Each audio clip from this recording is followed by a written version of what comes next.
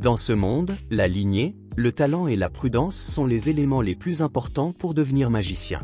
Malheureusement pour Lloyd, aucune prudence ne suffira à compenser son manque de talent. Son instructeur lui dit que la magie ne fera jamais partie de sa vie, et il utilise la sienne pour l'éliminer. Alors que son corps est complètement carbonisé, Lloyd aime tellement la magie qu'il qualifie de « magnifique » le sort qui a été utilisé pour mettre fin à sa propre vie. Il admire la magie, qui peut être utilisée par un noble, et la qualifie de « belle ». Son seul souhait serait d'avoir appris davantage sur la magie, même s'il ne pouvait pas l'utiliser aussi bien. Lloyd meurt alors, mais se réveille aussitôt après et se rend compte qu'il est entouré de quelques géants. Il tente de se défendre avec la boule de feu, mais ses mains sont trop petites. À notre grande surprise, l'attaque avec la boule de feu a fonctionné. À l'extérieur, nous assistons à une grande fête, car on annonce la naissance du 7e prince du royaume de Salem.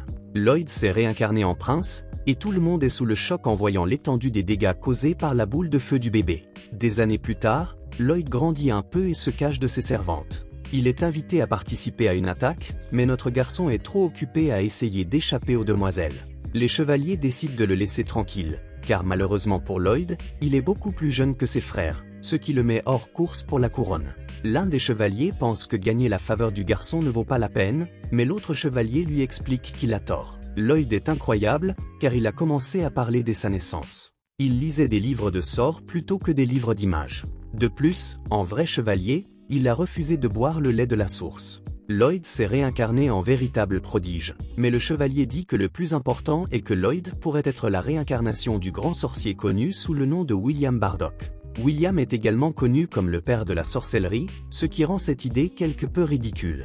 Lloyd confirme qu'il s'est réincarné, mais en réalité, il n'était qu'un roturier dans sa vie antérieure. Il n'a aucune idée de la raison pour laquelle il a été réincarné, ni pourquoi il a eu la chance de devenir le 7e fils d'une famille royale privilégiée. En réalité, Lloyd se moque du statut social et de la gloire, il suit simplement la même philosophie que dans sa vie antérieure, qui consiste à découvrir toute la magie incroyable qui peut être explorée dans le monde.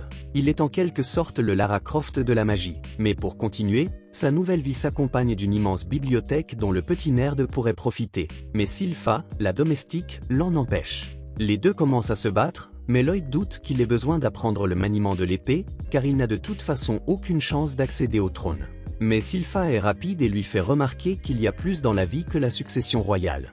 Elle a été chargée de l'éducation de Lloyd il y a 3 ans, et son objectif dans la vie est désormais de lui enseigner tout ce qu'il doit savoir, y compris le combat à l'épée. Lloyd se rend compte que l'entraînement ne s'arrêtera pas tant qu'il n'aura pas fait bonne figure, alors il l'attaque avec plus de force. Sylpha est heureuse de voir qu'il devient plus fort de jour en jour, mais Lloyd pense à la façon dont elle se retire toujours. Lloyd est un génie de la magie, et il utilise la magie de contrôle pour suivre tous les mouvements de Sylpha. De son point de vue, c'est comme si elle se battait contre elle-même, mais ce petit nerf d'espiègle pense qu'en réalité, elle triche juste pour pouvoir retourner lire. Les deux continuent à se battre, et Lloyd reconnaît que Sylpha le surpasse en force, en endurance et en taille. Il est capable de copier ses techniques avec la magie, mais les autres éléments le désavantagent. Il finit généralement par perdre. Lloyd décide alors que c'est le moment idéal pour utiliser son expérience du jour. Il utilise un sort d'amélioration physique et de lévitation.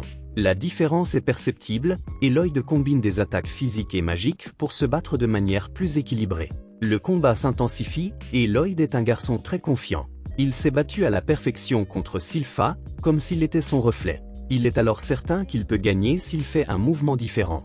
Il libère son sort de traçage et surprend Sylpha avec un mouvement inattendu. Il s'excuse de devoir mettre fin au combat là, mais il pense à la façon dont il doit revenir. Et aussi incroyable que cela puisse paraître, Sylpha défend l'attaque et fait quelque chose d'encore plus choquant, réalisant qu'il trichait. Elle bat Lloyd et souligne que la différence de portée était très perceptible. Il a utilisé la lévitation pour compenser la différence de taille, et a même fait grandir son épée en bois. Sa colère se transforme alors en admiration lorsqu'elle se rend compte qu'il peut utiliser les deux sorts en même temps. Une chose que même les mages de la cour trouvent très difficile, mais en réalité, Lloyd utilisait 4 sorts en même temps. Après cela, Lloyd est obligé de prendre un bain, alors que tout ce qu'il veut faire, c'est lire. Les servantes l'avertissent de ne pas passer trop de temps dans la bibliothèque, car un démon qui y habitait pourrait le dévorer. Il y a longtemps, cette bibliothèque a failli être détruite, et après le sacrifice de nombreux mages, le démon à l'origine de l'attaque a été scellé dans un livre, son nom est Grimoire. Sylpha est certaine que Lloyd n'aurait pas peur d'une telle chose, mais il fait semblant d'être terrifié.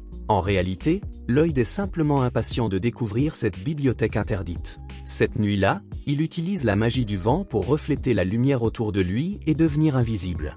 Un garde dit à l'autre de rester vigilant, car la magie de la bibliothèque interdite pourrait ébranler tout le royaume, sans parler du démon qui y est également enfermé. Tout cela semble parfait pour Lloyd qui, tout comme Lara Croft, adore les bonnes aventures. Il pénètre donc dans le sous-sol.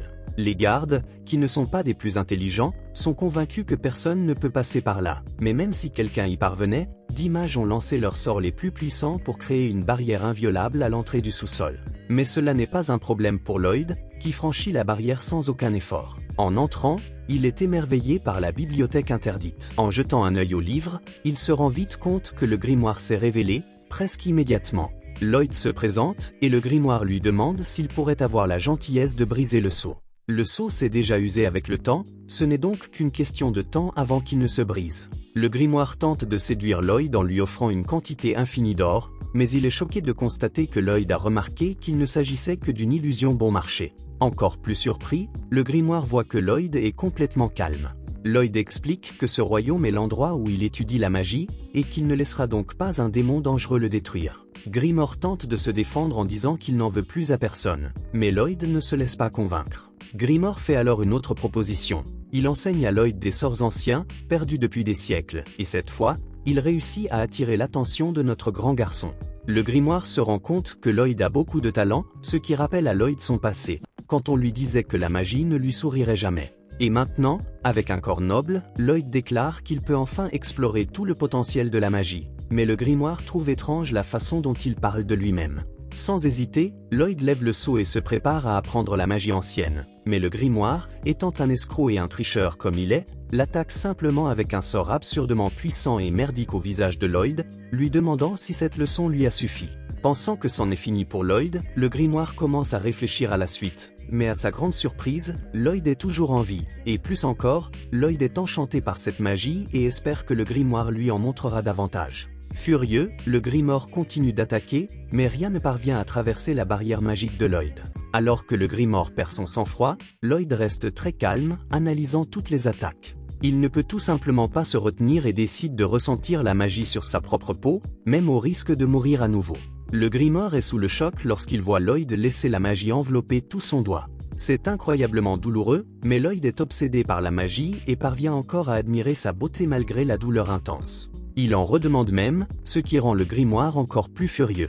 Il décide alors d'invoquer un sort encore plus dévastateur. Cette fois, le grimoire est sérieux et décide d'utiliser une technique spéciale, synchronisant 2 enchantements en même temps, ce qui est normalement impossible, mais un démon comme lui a 2 bouches et peut le faire. Il crie jusqu'à en perdre la tête et lance son attaque la plus puissante, mais Lloyd reste là à analyser la magie. Le grimoire est désespéré de voir que même sa technique suprême n'a pas réussi à égratigner la barrière magique de Lloyd. Pendant ce temps, Lloyd admire simplement les efforts qu'il a dû faire pour devenir si puissant.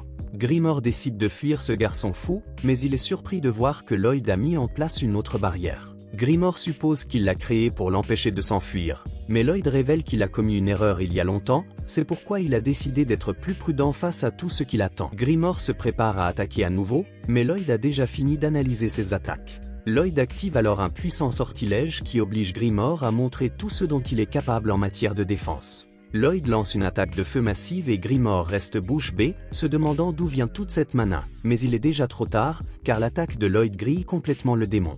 Il est même ironique qu'un démon meure dans les flammes. Lloyd souligne alors qu'il n'a pas bloqué l'attaque, mais Grimoire se demande simplement qui est ce garçon fou et puissant. Grimoire assiste alors à la restauration de toute la pièce par Lloyd après sa destruction. Il dit qu'il n'avait jamais rencontré de mage aussi puissant auparavant, c'est pourquoi il a commencé à appeler le garçon Maître Lloyd.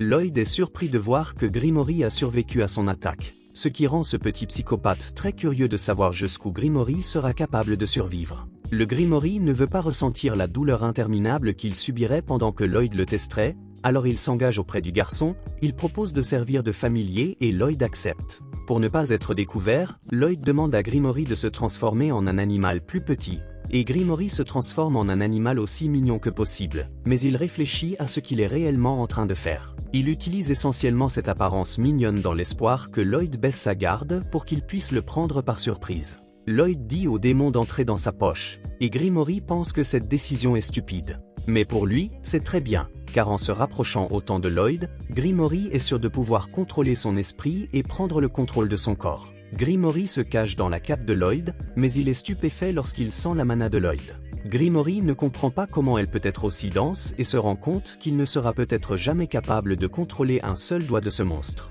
Grimory ne croit pas que Lloyd soit humain et tremble de peur. Lloyd demande à Grimory s'il a froid, car il tremble de tout son corps, et Grimory répond à Lloyd qu'il peut l'appeler Grim. Il se dit qu'il va être obéissant pour le moment. Lloyd part en courant, heureux, pour commencer à lire, et quelque temps plus tard, nous voyons le noble se préparer pour sa journée et parcourir le manoir. Dans la bibliothèque, Grimory prévient Lloyd que quelqu'un approche. Lloyd lui dit de se cacher, et nous apprenons que ce noble est Albert. Albert fait alors une démonstration de son pouvoir, surprenant tout le monde, et réussit à atteindre une cible parfaitement avec sa magie. Albert est le deuxième prince du royaume de Salem, il excelle en tout le monde croit qu'il sera choisi pour être le prochain roi. Albert a le droit d'accéder à des installations comme celle-ci, et il invite parfois Lloyd à l'accompagner. Lloyd ne peut pas beaucoup utiliser sa magie au château, il apprécie donc quand Albert l'invite au stand de tir. Lloyd est le prochain à faire une démonstration, mais comme il n'est pas très intéressé par le trône, il n'a pas besoin d'impressionner qui que ce soit. De plus, s'il montrait son véritable pouvoir, il serait obligé de s'impliquer dans la lutte pour le pouvoir entre les princes. Lloyd n'aime pas cette idée, car tout ce qu'il veut, c'est étudier la magie en paix.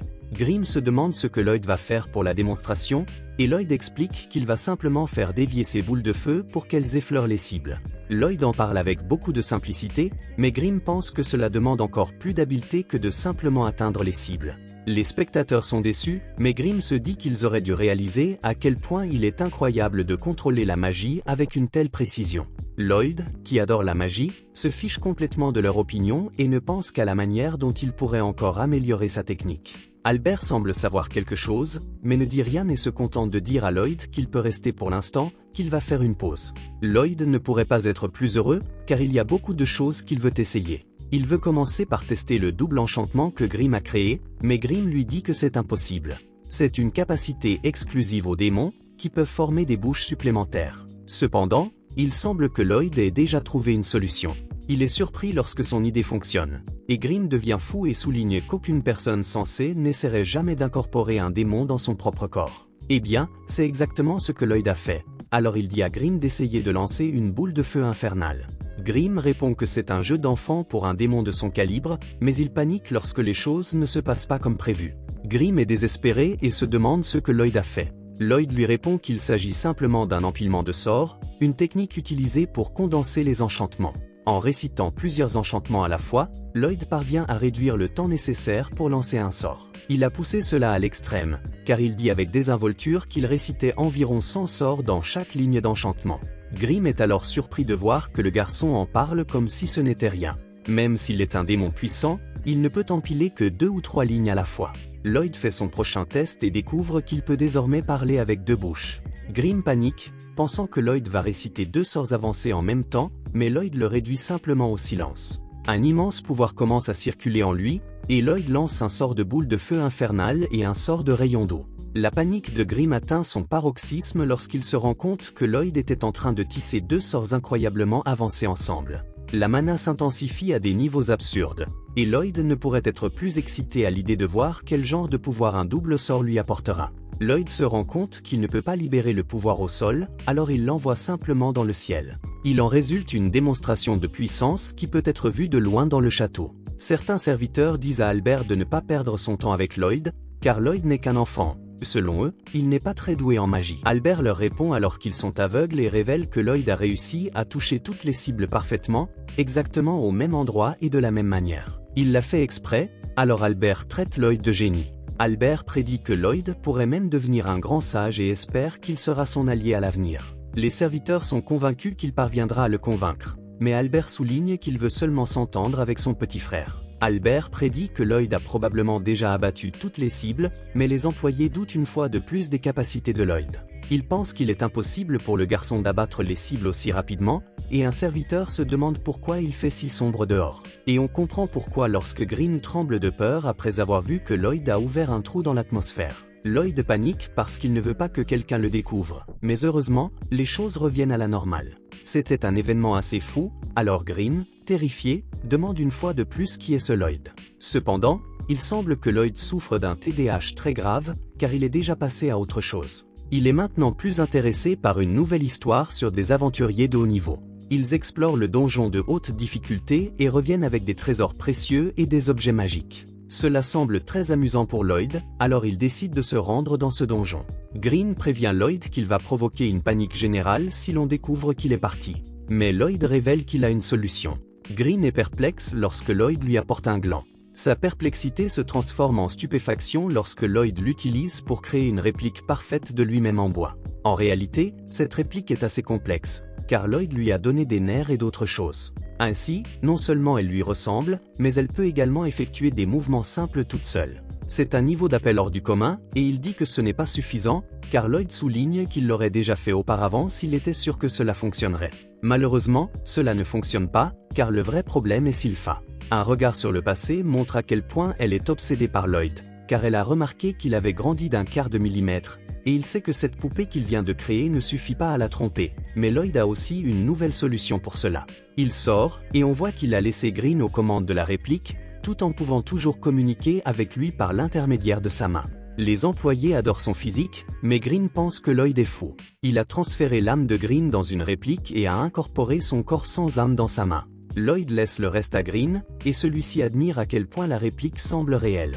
Il se rend vite compte que Lloyd n'est pas là pour l'en empêcher, et il a quelques idées malicieuses en tête. À ce moment-là, Lloyd dit qu'il aime vraiment avoir Green comme familier, et cela le fait pleurer. Lloyd lui demande s'il y a un problème, mais Green lui dit simplement de se dépêcher et de terminer le donjon.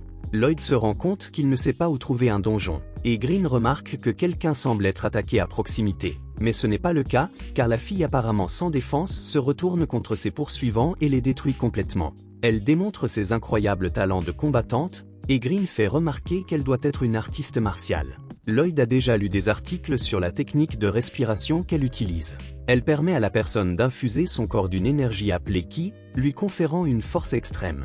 La jeune fille est en quelque sorte capable de les identifier, mais Lloyd s'en moque, car il veut en savoir plus sur sa technique. Cependant, il commence à paniquer lorsque Green lui dit qu'elle pourrait le reconnaître comme étant le 7e prince. Le silence de Lloyd fait croire à la jeune fille qu'il est un ennemi, et les garçons paniquent lorsqu'elle commence à s'approcher d'eux. Heureusement, Lloyd parvient à changer d'apparence juste à temps et se présente sous le nom de Robert. Lloyd a utilisé un sort qui lui permet de se transformer en quelqu'un qu'il a déjà vu auparavant. Il a utilisé le sort de duel qu'il vient d'apprendre pour faire correspondre son apparence à celle de son frère Albert et créer un look très original. La fille se présente sous le nom de Tal, et Lloyd s'inquiète qu'elle se doute de quelque chose, car elle ne se retourne pas. Il s'avère que Tal est en fait paniquée, car elle trouve Robert très séduisant. Tal a passé les 18 années de sa vie à s'entraîner, elle a fini par s'enfuir du dojo et est devenue une aventurière en quête d'amour. Malheureusement pour elle, cela n'a pas très bien fonctionné, car la plupart des garçons préfèrent les filles fragiles. Mais son heure est enfin venue, alors elle promet de faire de Robert son petit ami. Elle semble très occupée, alors Lloyd décide de ne pas l'inviter à explorer le donjon avec lui, mais elle saisit l'occasion. Quand ils entrent dans le donjon, Tal est très impatiente de lui montrer ses talents de combattante. Mais notre grand garçon Lloyd est très occupé, obsédé par des pierres brillantes. Elle est impressionnée par ce que Lloyd sait de sa technique de respiration, et lui explique que l'apprentissage du Ki commence et finit par la respiration.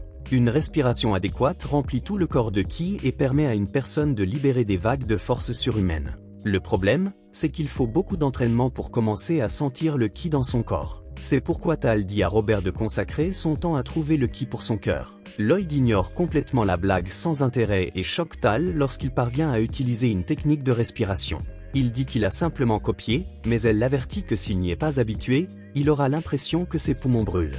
Cependant, Lloyd, fou comme il est, continue à pratiquer la technique. Il est surpris lorsqu'il parvient à sentir l'énergie en lui, et est très enthousiaste à l'idée de pouvoir utiliser ce pouvoir dans la sorcellerie. Tal décide de l'aider à apprendre le Ki et lui demande de ne pas interrompre la technique de respiration avant qu'il ne sorte du donjon.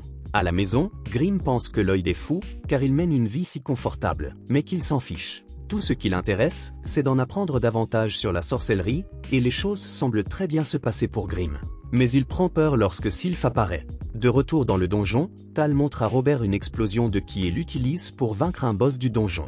Ils sont récompensés par un coffre, mais Tal explique qu'un donjon qui n'a pas beaucoup grandi ne contiendra pas de butin très intéressant. Quand il regarde le coffre, Tal est un peu surprise de voir que Robert a déjà appris sa technique de respiration en peu de temps. Tal se rend compte qu'elle a tiré le gros lot. Si elle parvient à faire en sorte que Robert ait une liaison avec une étudiante enseignante, son concierge n'aura d'autre choix que de l'accepter comme son fiancé. Tal va alors ouvrir le coffre, mais Lloyd va devoir le sauver, car après tout, c'était un piège mortel. Une ordure émerge du coffre, et Lloyd se demande si c'est le véritable chef du donjon. Tal fait comme si cette ordure n'était pas grand-chose. Elle dit alors à Robert de quitter le donjon pendant qu'elle s'occupe de lui, mais il aimerait la voir se battre. En réalité, la situation est bien pire que ce que Tal laisse entendre, alors elle s'excuse auprès de Robert et le force à quitter le donjon. Elle reconnaît qu'elle lui a peut-être cassé quelques os, mais c'est mieux que de le voir perdre la vie à cause de la poubelle. Tal esquive les attaques de la poubelle, mais elle pense que même les aventuriers de niveau 1 ne font pas le poids face à elle. Elle n'est pas assez idiote pour penser qu'elle peut la vaincre,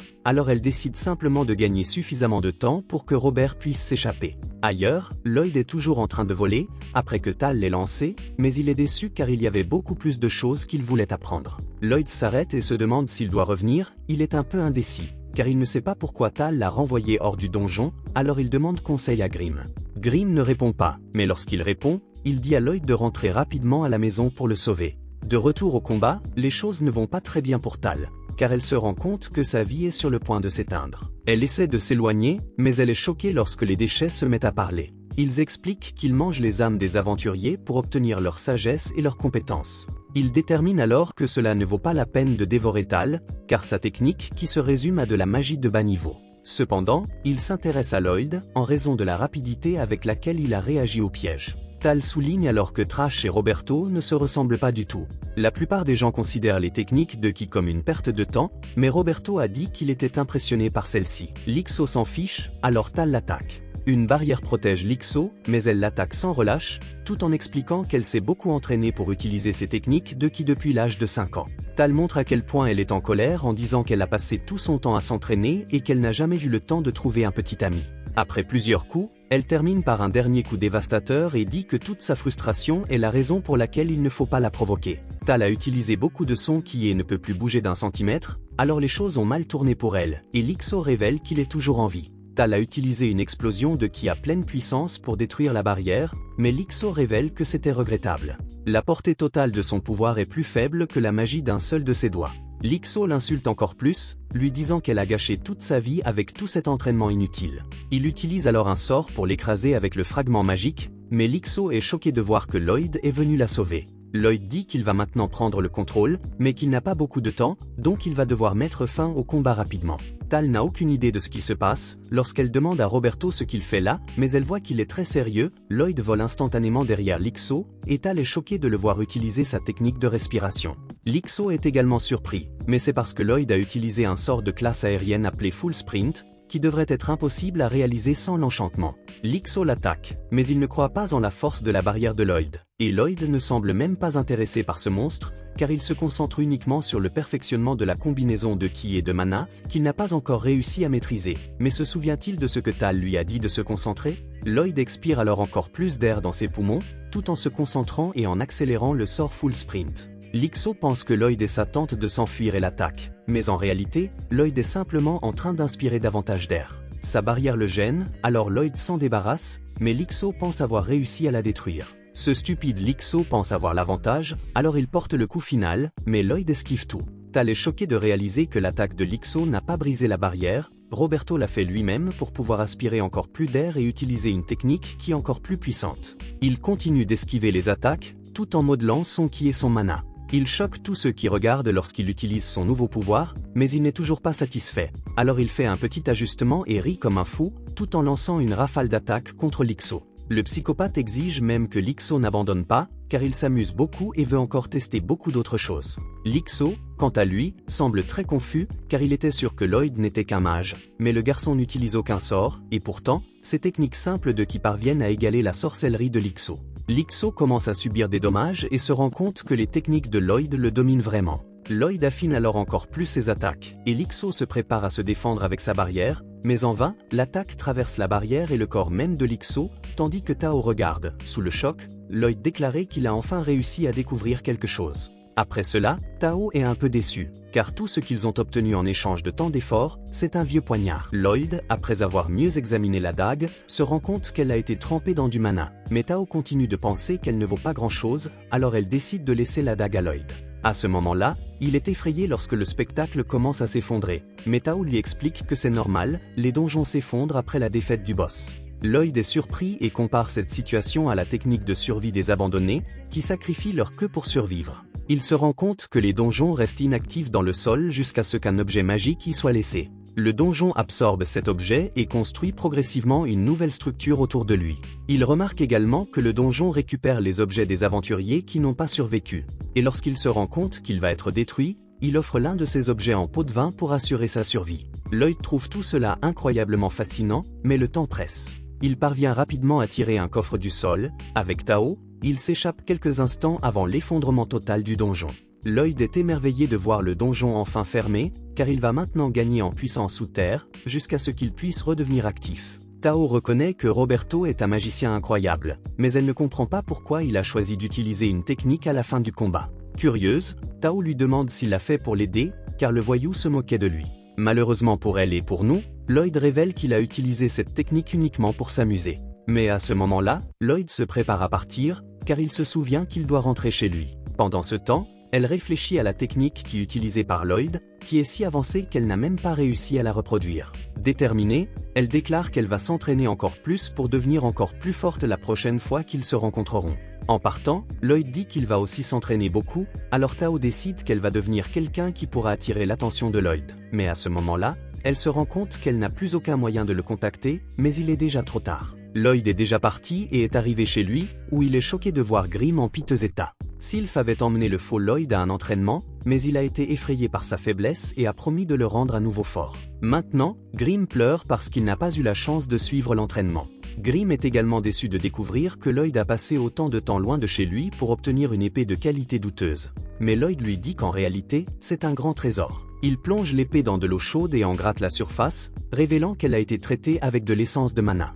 Il explique que cette essence de mana est extrêmement difficile à obtenir et que les sorts d'enchantement sont également très complexes. L'essence de mana est utilisée pour inscrire des formules magiques sur les armes, les rendant ainsi plus puissantes. Cependant, si l'enchantement échoue, l'essence et l'arme sont complètement détruites. Comme l'essence de mana est très rare, Lloyd décide d'analyser celle qu'il possède afin d'essayer de les recréer. Il utilise un sort de purification et découvre que les composants de l'essence sont de l'huile, de l'argent et quelque chose appelé amatide. Cette amatide est une poudre extraite du noyau des monstres, ce qui en fait un matériau extrêmement rare, mais ils peuvent obtenir un peu de l'amatide qui se trouvait dans le coffre du donjon. Il ne leur manque plus que l'huile et l'argent.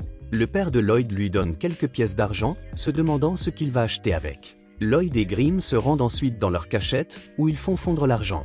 Lloyd propose alors un pari à Sylpha. S'il parvient à la toucher, elle lui donnera un peu d'huile. Lloyd tente de tromper Sylpha avec un peu de magie et se prépare à gagner le pari. Mais au dernier moment, il perd sa trace, et Sylpha apparaît et le remporte. Malgré tout, elle lui donne gentiment l'huile, car elle est heureuse qu'il ne soit plus aussi faible que l'autre jour. Grimm espionnait tout et se sent très insulté. Après tout, il se rend compte que c'est lui que Sylpha traite de faible. Il pense que même sans utiliser de magie, elle n'aurait pas dû pouvoir le battre. Il lui demande alors quel genre de servante elle est. Sylpha observe Lloyd et admire à quel point il est impressionnant, même s'il n'a que 10 ans. Il est incroyable tant à l'épée qu'en magie, alors elle imagine qu'il pourrait devenir un grand commandant des chevaliers à l'avenir. Mais Lloyd la remercie simplement pour l'huile, et elle se demande ce qu'il compte cuisiner avec. Lloyd et Grimm retournent à la cachette pour ajouter l'huile au mélange, et finissent de préparer l'essence de mana. Il demande ensuite à Albert de lui donner quelques armes pour tester sa magie d'amélioration. Albert trouve adorable que Lloyd aime autant la magie, et demande à ses troupes lequel d'entre eux souhaite que son adorable petit frère renforce son arme. Tous offrent leur épée avec enthousiasme, mais c'est uniquement parce qu'Albert leur a pratiquement ordonné de le faire. En réalité, ils ne sont pas très enthousiastes, car l'enchantement est très difficile et réussit rarement. Pire encore, Lloyd n'a que 10 ans, il pense donc qu'il va finir par casser toutes les armes.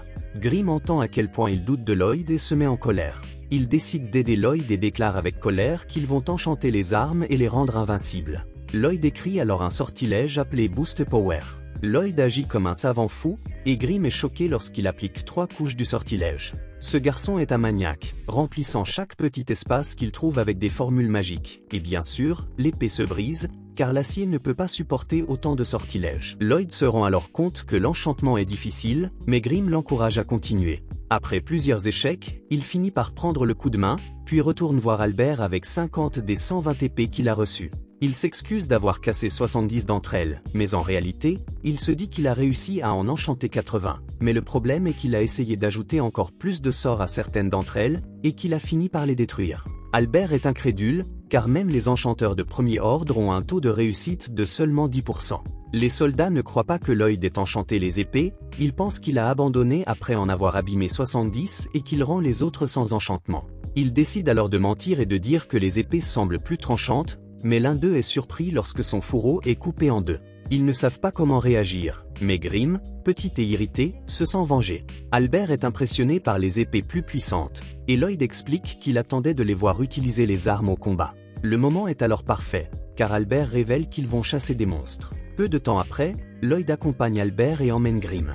Ils arrivent dans la forêt où se déroule la chasse, mais le monstre n'est pas dans la forêt, mais dans un lac voisin. Lloyd est très excité, ce n'est pas tous les jours qu'il peut sortir du château, et il voit que ses épées enchantées vont entrer en action. Albert remarque que Sylpha ne quitte jamais Lloyd, et elle le remercie de l'avoir laissé les accompagner. Albert insinue alors que ses sentiments pour Lloyd sont peut-être un peu trop forts, mais elle le fait taire par une menace. À ce moment-là, ils sont encerclés par des kobolds. Les soldats considèrent cela comme un échauffement avant le véritable monstre. Lloyd fait semblant d'avoir peur, mais Grimm sait qu'il a senti la menace depuis longtemps. L'une des principales techniques enseignées par la Tola était la détection spectrale, avec la respiration du ki. Lloyd peut sentir l'environnement qui l'entoure à tout moment. Grimm se rend compte que Lloyd a toujours cette détection active en même temps que la barrière. Il est impossible de le surprendre, et Grimm en conclut que Lloyd devient de plus en plus effrayant chaque jour qui passe. Le combat commence alors, et tout le monde est choqué par le tranchant des épées. Elle coupe non seulement les monstres, mais aussi les équipements en acier comme s'il s'agissait de beurre. Les soldats sont effrayés comme des enfants tenant un couteau pour la première fois.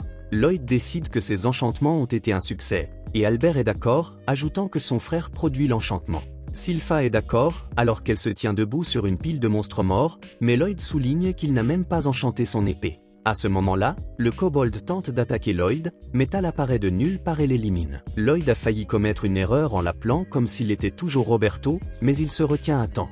Tal se rend compte que Lloyd utilise des techniques de respiration qui, mais elle est venue parce qu'elle pensait avoir senti Roberto. En y regardant de plus près, elle remarque une grande ressemblance entre Lloyd et Roberto.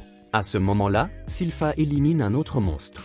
Elle félicite Tal pour son aide, mais l'avertit de ne pas être trop directe avec le prince Lloyd. Tal souligne qu'elle a pressenti l'arrivée des monstres et que les techniques clés ne doivent pas être sous-estimées. La tension entre les deux femmes monte, alors Albert les calme et invite Tal à le rejoindre. Ce soir-là, Tal est choqué d'apprendre qu'Albert est un prince. Albert ressemble également à Roberto, mais pas autant que Lloyd, qu'elle recherche actuellement. Lloyd se cache à proximité et se rend compte que la maîtrise du ki de Tal la rend très sensible à elle. Il utilisait la détection spectrale et c'est probablement ainsi qu'elle l'a trouvé. Lloyd décide de se cacher dans sa tente, mais pour une raison quelconque, Sylpha était là, en train de se changer. Lloyd dit qu'il n'a pas besoin qu'elle le protège, mais Sylpha n'est pas d'accord, car elle n'aime pas le fait que la nouvelle fille lui court après. Tal s'immisce entre eux et Sylpha la traite d'idiote, tandis que Tal traite Sylpha de servante perverse. Les deux commencent à se disputer et Lloyd en profite pour s'éclipser. Albert traite Lloyd d'assassin de femmes et souligne que Sylpha a beaucoup changé depuis qu'elle a commencé à s'occuper de lui. Sylpha voit beaucoup de maturité chez Lloyd, mais Albert l'avertit que les relations avec les femmes peuvent être un peu compliquées. À ce moment-là, les filles remarquent que les soldats les observent de trop près. Elles assomment tout le monde et Lloyd entend le message d'Albert haut et fort. Tal explique qu'elle a été engagée pour nettoyer un ancien sanctuaire, alors Sylpha leur dit de se dépêcher. Elles commencent presque à se disputer à nouveau, mais Albert les interrompt et dit que la capacité de Tal à sentir le danger est très utile. Il aimerait que Tal monte la garde pendant la nuit, mais Tal répond qu'ils n'ont pas besoin de garde, car le monstre est déjà là. Le monstre est un lours, alors Sylpha dit à Lloyd de rester derrière elle. Le monstre commence à attaquer et Lloyd souligne que les lours sont incroyablement rapides pour leur taille. Lloyd essaie de parler à Grimm, mais le petit est distrait, car il semble reconnaître le sanctuaire. Tal parvient à sauver quelques soldats, mais ce monstre est vraiment très fort. Albert en a assez et sort son épée. Il s'excuse auprès du loup, mais explique que les habitants souffrent à cause de lui. Albert utilise son épée tout en récitant l'incantation et lance une attaque incroyablement puissante qui détruit le monstre. Tout le monde est surpris qu'il ait éliminé le monstre d'un seul coup, mais Albert souligne que son attaque n'est normalement pas aussi puissante, et que cela n'a été possible que grâce à l'incantation que Lloyd a appliquée à son épée. Lloyd réfléchit à la façon dont il a amélioré l'épée d'Albert, mais Grimm n'y prête même pas attention. Il est extrêmement inquiet et révèle qu'un démon est enfermé dans le sanctuaire voisin. À ce moment-là, tout le monde est choqué de voir que le l'ours est encore capable de bouger. D'autres monstres apparaissent de nulle part et une voix commence à parler à notre groupe. Il est en colère parce qu'ils ont blessé l'un de ses serviteurs. La voix se révèle à l'intérieur du l'ours et se présente comme le démon Pazuzu. Ils jurent qu'ils le paieront de leur vie et envoient ses serviteurs à l'attaque. Il est facile de les couper, mais le problème est qu'ils guérissent instantanément. To sauve alors Albert et détermine que le démon contrôle tous les serviteurs. Lloyd se demande si ce démon est connu de Grimm, mais ce n'est pas le cas. Grimm explique que Pazuzu est capable de transmuter sa mana pour contrôler les monstres. Cela fait croire aux monstres qu'il est leur maître, mais en réalité, sa mana agit simplement comme des ficelles pour les contrôler comme des marionnettes. Il peut également fournir de la mana par le biais de ces ficelles, ce qui explique pourquoi les monstres peuvent se régénérer si rapidement. Grimm déclare sérieusement que les choses vont mal tourner et que Pazuzu ne sera pas facile à vaincre. Cependant, Lloyd s'en moque et veut seulement que Grimm lui enseigne la transmutation de mana. Sylpha souhaite que To se dépêche et fasse quelque chose, mais To souligne que Sylpha ne fait rien non plus. Grimm dit à Lloyd que ce n'est pas le meilleur moment pour essayer d'arrêter des cibles, car les autres se battent vraiment pour leur vie, mais Lloyd est sûr qu'ils s'en sortiront et insiste pour que Grimm lui enseigne. Tout en observant le combat, Pazuzu fait remarquer que même si ses adversaires sont habiles, la plupart d'entre eux ne survivent que grâce à leurs armes. Il commence alors à insulter Lloyd, lui disant qu'il s'est enfui comme un bébé effrayé. Sylpha n'apprécie clairement pas ses propos, alors Pazuzu la provoque encore plus en disant que cela doit être très difficile pour elle de s'occuper d'un pathétique bon à rien comme Lloyd. Le démon y va fort, hein? Cela pousse clairement Sylpha à bout, et To est terrifiée lorsqu'elle remarque le changement qui s'opère en elle. Sylpha s'excuse auprès de Lloyd, mais celui-ci s'en moque, car il est toujours concentré sur son apprentissage. Pazuzu continue de l'insulter, mais Sylpha commence à riposter. Elle dit que tous ses serviteurs sentent très mauvais, et que la seule chose pire est l'haleine de Pazuzu lui-même. Elle décide qu'il interfère avec l'air frais de Lloyd, et qu'elle doit donc en finir avec lui. Sylpha dégainera nonchalamment son épée, mais Pazuzu explique qu'ils n'ont aucune chance de s'en sortir vivants, et comme il fournit de la mana, les monstres continueront à se régénérer à l'infini. Les démons ne manquent pas de mana, donc lui non plus ne sera pas à court. Pazuzu pense que Sylpha va pleurer, mais elle répond que son haleine la dérange beaucoup. À ce moment-là, Albert s'inquiète lorsque le démon attaque Sylpha, mais elle va très bien, car elle parvient à couper tous les pieds du démon. Elle suggère à Pazuzu d'abandonner le l'ours qu'il contrôle, l'avertissant que s'il ne le fait pas, sa défaite sera encore plus rapide. À ce moment-là, tout le monde remarque que les serviteurs ont cessé de bouger et qu'ils se soignent beaucoup plus lentement. Cela s'explique par le fait que Pazuzu se concentre sur la régénération de son propre corps dans le l'ours. Ils ont une chance de gagner chaque fois qu'il fait cela. Alors Albert dit à Sylpha de continuer à attaquer. Elle se prépare à le faire, mais Pazuzu pense qu'ils ne sont que des idiots. Pendant ce temps, Green termine son explication à Lloyd. Il commente que Pazuzu doit avoir un grand talent pour la transmutation de mana, car ce n'est pas quelque chose de facile à faire, même pour un démon aussi puissant que lui. Green tente de faire une démonstration sur le contrôle du mana, et explique qu'un bon point de départ est d'y ajouter de la couleur. Viennent ensuite le modelage et l'ajout d'arômes. Green fait de son mieux, mais il est choqué lorsque Lloyd révèle qu'il a déjà modelé son mana en forme de fleur et qu'il y a même ajouté un arôme.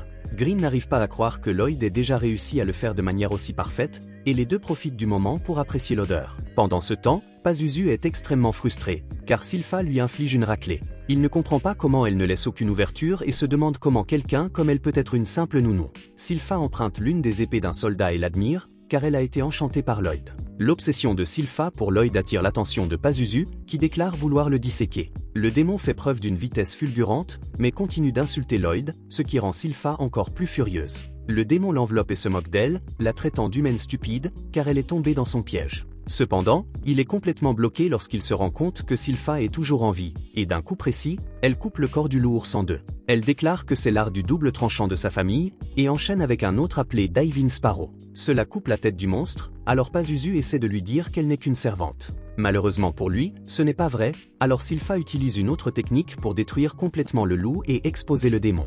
Tout le monde est absolument choqué par son pouvoir, et Lloyd se rend compte que c'est ainsi que Sylpha est lorsqu'elle est sérieuse. Il l'admire et mémorise ce moment, modelant sa mana sur elle.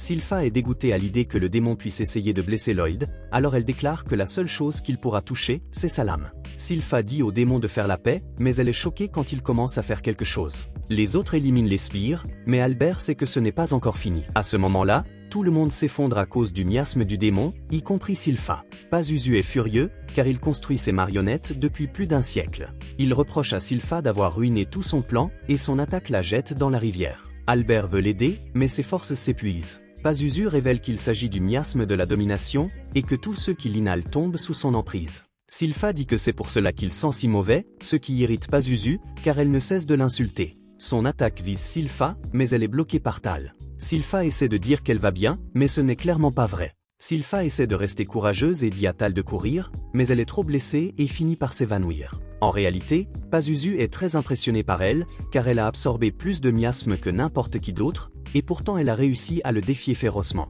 Même les monstres qu'il contrôlait sont tombés sous son emprise en moins de 30 secondes. Le démon est cependant plus intrigué par le fait que Tal ne soit pas sous son contrôle. Tal le repousse, mais il finit par la capturer. Pazuzu suppose qu'elle utilise peut-être une sorte de respiration pour résister à son miasme, et il a vu juste, mais les choses tournent mal pour Tal lorsque sa respiration est interrompue. Il souligne qu'elle aurait pu simplement s'enfuir, mais le monstre suppose qu'elle est restée parce qu'elle voulait devenir son esclave.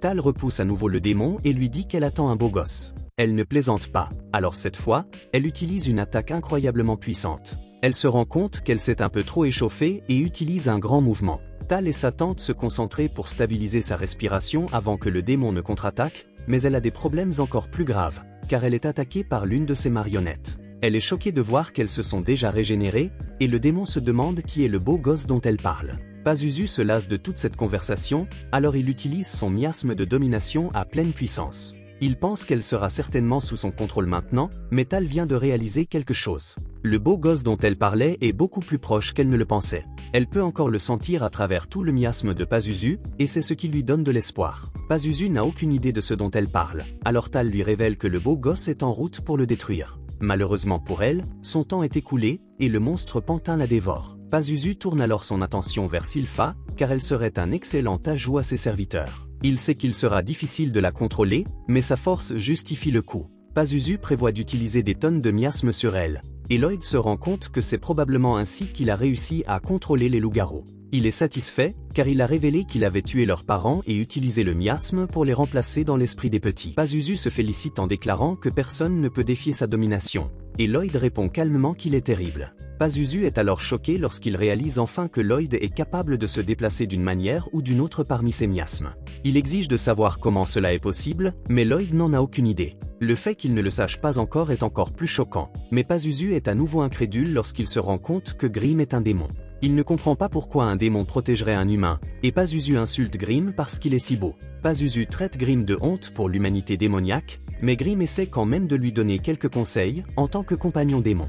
Cependant, Grim s'arrête, car toutes ces insultes ne font que lui donner envie de voir Pazuzu se faire mettre en pièces. Il envoie alors ses démons terrifiants à l'attaque, mais Lloyd est tout simplement impatient de tester sa nouvelle compétence, la transmutation de mana. Cependant, comme il y a beaucoup de monstres, Grim dit à Lloyd qu'il va devoir dépenser une bonne partie de son mana. Il ne sait pas que ce gamin a une mana pratiquement infinie, alors Lloyd décide de la quantité appropriée, et Grim est surpris, car il a toujours eu du mal à ajuster sa propre production de mana. Lloyd visualise quelque chose de gentil et de chaleureux, alors Pazuzu est choqué lorsque Lloyd supprime facilement son influence sur les loups-garous. Grim les traite tous de lâches, mais Lloyd souligne qu'il a peut-être lui aussi succombé à l'influence de son mana. Lloyd fait cracher Tao à l'un des loups-garous, et il est heureux de voir qu'elle va bien.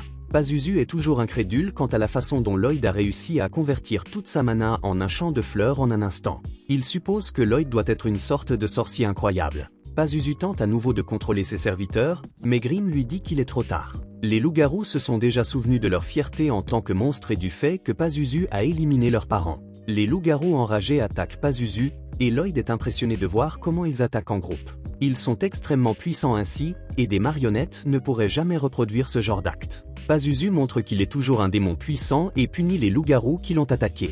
Il ne regrette pas d'avoir éliminé ses parents et les insulte en les traitant de chiens galeux. Pazuzu est très en colère maintenant, et dit que c'est ce qui arrive quand quelqu'un essaie de le défier. Il explique que peu importe le type de sort que Lloyd utilise, ils seront inefficaces contre un démon.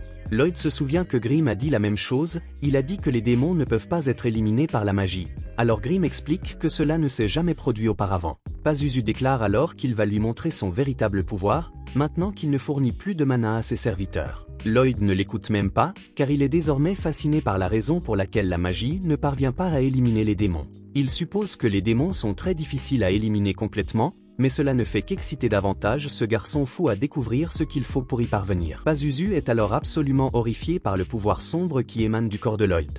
Et Grimm fait remarquer que c'est pour cette raison que le mana de Pazuzu n'a jamais eu d'effet sur Lloyd. Lloyd a décidé un jour de cacher son pouvoir ici, afin d'éviter toute tension indésirable, et le contenir tout ce temps est vraiment très difficile. Grimm explique à Pazuzu que son mana ne suffirait jamais à toucher Lloyd. Pazuzu et Grimm sont des démons, mais il n'y a rien qu'ils puissent faire avec leur mana qui puisse rivaliser avec le pouvoir de Lloyd. Ce garçon est un peu psychopathe, comme toujours, et il est très heureux d'avoir un démon pour tester tous les sorts qu'il veut essayer, car les démons ne peuvent soi-disant pas être éliminés par la magie, Lloyd peut donc se lâcher sans aucune restriction. Pazuzu tremble de peur et ne peut qu'imaginer comment Lloyd peut avoir une quantité de mana aussi absurde. Il se demande s'il est en train de faire un cauchemar, et il est choqué lorsque Lloyd tente de placer une barrière autour de lui. Les choses deviennent vraiment terrifiantes pour lui lorsqu'il se rend compte que ce n'est pas un combat pour Lloyd, mais que Lloyd le considère simplement comme un cobaye qu'il tente d'enfermer dans une cage. Pazuzu tente de s'échapper, et Grimm ne lui en veut pas, car il ferait la même chose. Lloyd s'amuse comme un fou, car il peut désormais libérer une partie de son pouvoir, mais Pazuzu court pour sauver sa vie, évitant d'être capturé par les barrières que Lloyd met en place. Pazuzu tente de s'échapper, alors il supplie Lloyd d'arrêter, et Grimm observe avec étonnement et se demande combien de sorts il peut lancer à la fois. Lloyd explique qu'il peut en lancer environ 20, mais il s'associe à Grimm pour en lancer encore plus. La vie devient beaucoup plus difficile pour Pazuzu, car il doit désormais esquiver davantage de barrières magiques. Et il demande comment Lloyd peut réciter aussi rapidement. Pazuzu se félicite, car il parvient à esquiver les barrières de Lloyd. Mais cela ne dure pas longtemps, car celui-ci utilise un sort spatial appelé Dimensional Enclosure. Lloyd lui dit qu'il lui appartient désormais, alors Pazuzu demande au sorcier psychotique de le laisser partir. Lloyd refuse et souligne que Pazuzu a fait des choses terribles au loup-garou. Non seulement il a éliminé ses parents, mais il a également clairement indiqué que Pazuzu avait également fait des expériences sur lui avec des chimères. Pazuzu exige d'être libéré immédiatement, car il est le démon destiné à régner sur le monde entier. Comme cela ne fonctionne pas, Pazuzu propose d'élever Lloyd au rang de seigneur lorsqu'il dominera le monde, mais cela ne fonctionne pas non plus. Il demande alors à Lloyd de se calmer, car il n'a jamais été touché par la magie d'une personne aussi puissante que lui, et il craint vraiment de mourir. Lloyd a déjà cessé de lui prêter attention, et il lance maintenant un sort très puissant. Pazuzu continue de supplier pour sa vie, mais il est trop tard, car la magie est déjà en marche. Lloyd estime qu'il active environ 240 sorts par minute. Lloyd est impressionné par la beauté de la scène et décide de continuer pendant encore 30 minutes. Mais moins de 5 minutes plus tard, il craint que le démon ne soit déjà mort et explique que la sorcellerie affecte les démons comme si c'était des rêves et des lumières désagréables pour les humains. Cependant, la quantité massive de magie que Lloyd a utilisée sur le démon lui a causé de graves dommages. Et maintenant Pazuzu s'effondre et pense à la façon dont il a passé un siècle entier à créer ces monstres. Il aurait dû dominer le monde, mais tout cela a été interrompu par un garçon qui voulait faire des expériences sur lui. Lloyd est déjà très désintéressé, ce qui ne fait qu'accroître l'insulte de Pazuzu. À ce moment-là, Lloyd est choqué de voir que tout le monde se réveille déjà. Il ne peut pas laisser quelqu'un découvrir son incroyable pouvoir, alors il s'enfuit pour réfléchir à une excuse. Grimm dit à Pazuzu qu'il a remarqué que les gens ne veulent pas de leader, qu'ils se plaignent des difficultés auxquelles ils sont confrontés. Ils sont plus susceptibles de s'amuser avec quelqu'un qui s'amuse, et Lloyd fait toujours ce qu'il aime, quand il le veut, et c'est probablement pour cela que les gens se joignent toujours à lui. Grimm se souvient alors de garder son attitude de dur à cuire et explique qu'il n'est pas comme les autres qui se joignent à Lloyd. Il rassemble simplement ses forces pour pouvoir se venger de lui un jour. Dans ce cas, Pazuzu décide de confier son ambition de dominer le monde à Grimm. Grimm accepte et est heureux de voir que le mana de Pazuzu a restauré un peu du sien. Lloyd a trouvé une excuse et a dit à tout le monde qu'un type nommé Roberto était venu pour vaincre le démon et les sauver tous. Tal entend cela et se demande où il est maintenant. Tout le monde dans la ville célèbre le retour victorieux du prince Albert. Il trouve que Lloyd est un beau garçon, mais il n'est pas à la hauteur du grand Albert, ce qui contrarie beaucoup Sylpha. Le roi est satisfait d'Albert et demande où sont les deux aventuriers qui l'ont aidé. Albert explique que Roberto n'a jamais été vu, mais nous pouvons jeter un œil au passé pour voir ce qui est arrivé à Tal. Elle se méfie lorsqu'elle se rend compte qu'elle porte le poncho de Lloyd, alors il la trompe et la fait partir en lui disant que Roberto est dans les parages. Le roi est très intéressé par ce Roberto, mais Albert explique de manière choquante que c'est Lloyd qui a le plus contribué à la chasse, car ils n'ont survécu que grâce aux armes de Lloyd, c'est pourquoi ils pensent qu'ils devraient être considérés comme faisant partie de la succession royale. Tout le monde dans la salle a du mal à y croire, car Albert pense que Lloyd serait un excellent choix pour le trône. Le roi souligne que cela ne ferait que créer un autre rival pour Albert, mais il pense que le trône doit être donné à celui qui en est le plus digne, même si ce n'est pas lui. Il remet en question toute décision qui exclurait Lloyd uniquement en raison de son jeune âge. Cependant, Albert indique clairement qu'il n'a pas l'intention d'être surpassé. Le roi est impatient de voir comment les événements vont évoluer et demande à Lloyd s'il va se joindre à la lutte, et s'il va se ranger aux côtés de ses frères dans la quête du trône. Tout le monde est émerveillé par ce grand moment, mais Lloyd refuse calmement. Dehors, on voit quelqu'un courir comme un petit enfant idiot, et il explique que c'est l'un des loups-garous qui les a suivis jusqu'à la maison.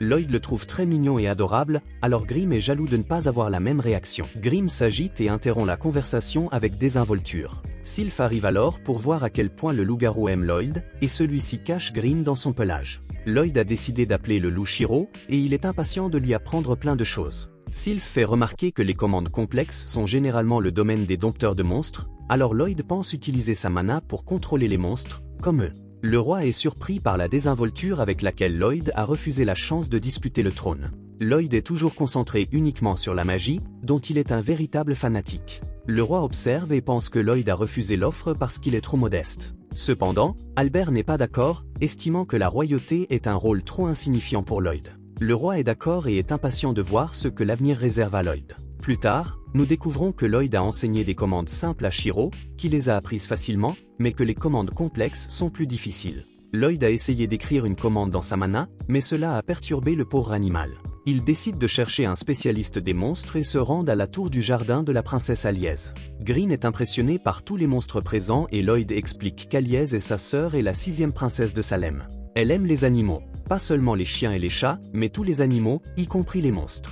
À ce moment-là, elle apparaît et montre une immense affection pour Lloyd, mais celle-ci est telle qu'il s'évanouit. Aliez est réprimandée par sa servante, appelée Har, mais elle explique qu'elle ne peut pas se retenir. Lloyd est impressionné quand Aliez identifie Shiro comme un l'ours, mais elle semble un peu folle et Sylpha commence à douter qu'elle puisse les aider. Lloyd veut lui donner une chance et lui demande de voir un de ses monstres. Il est choqué lorsqu'elle révèle qu'il y en avait déjà un fan-rire de classe inférieure appelé Lyro.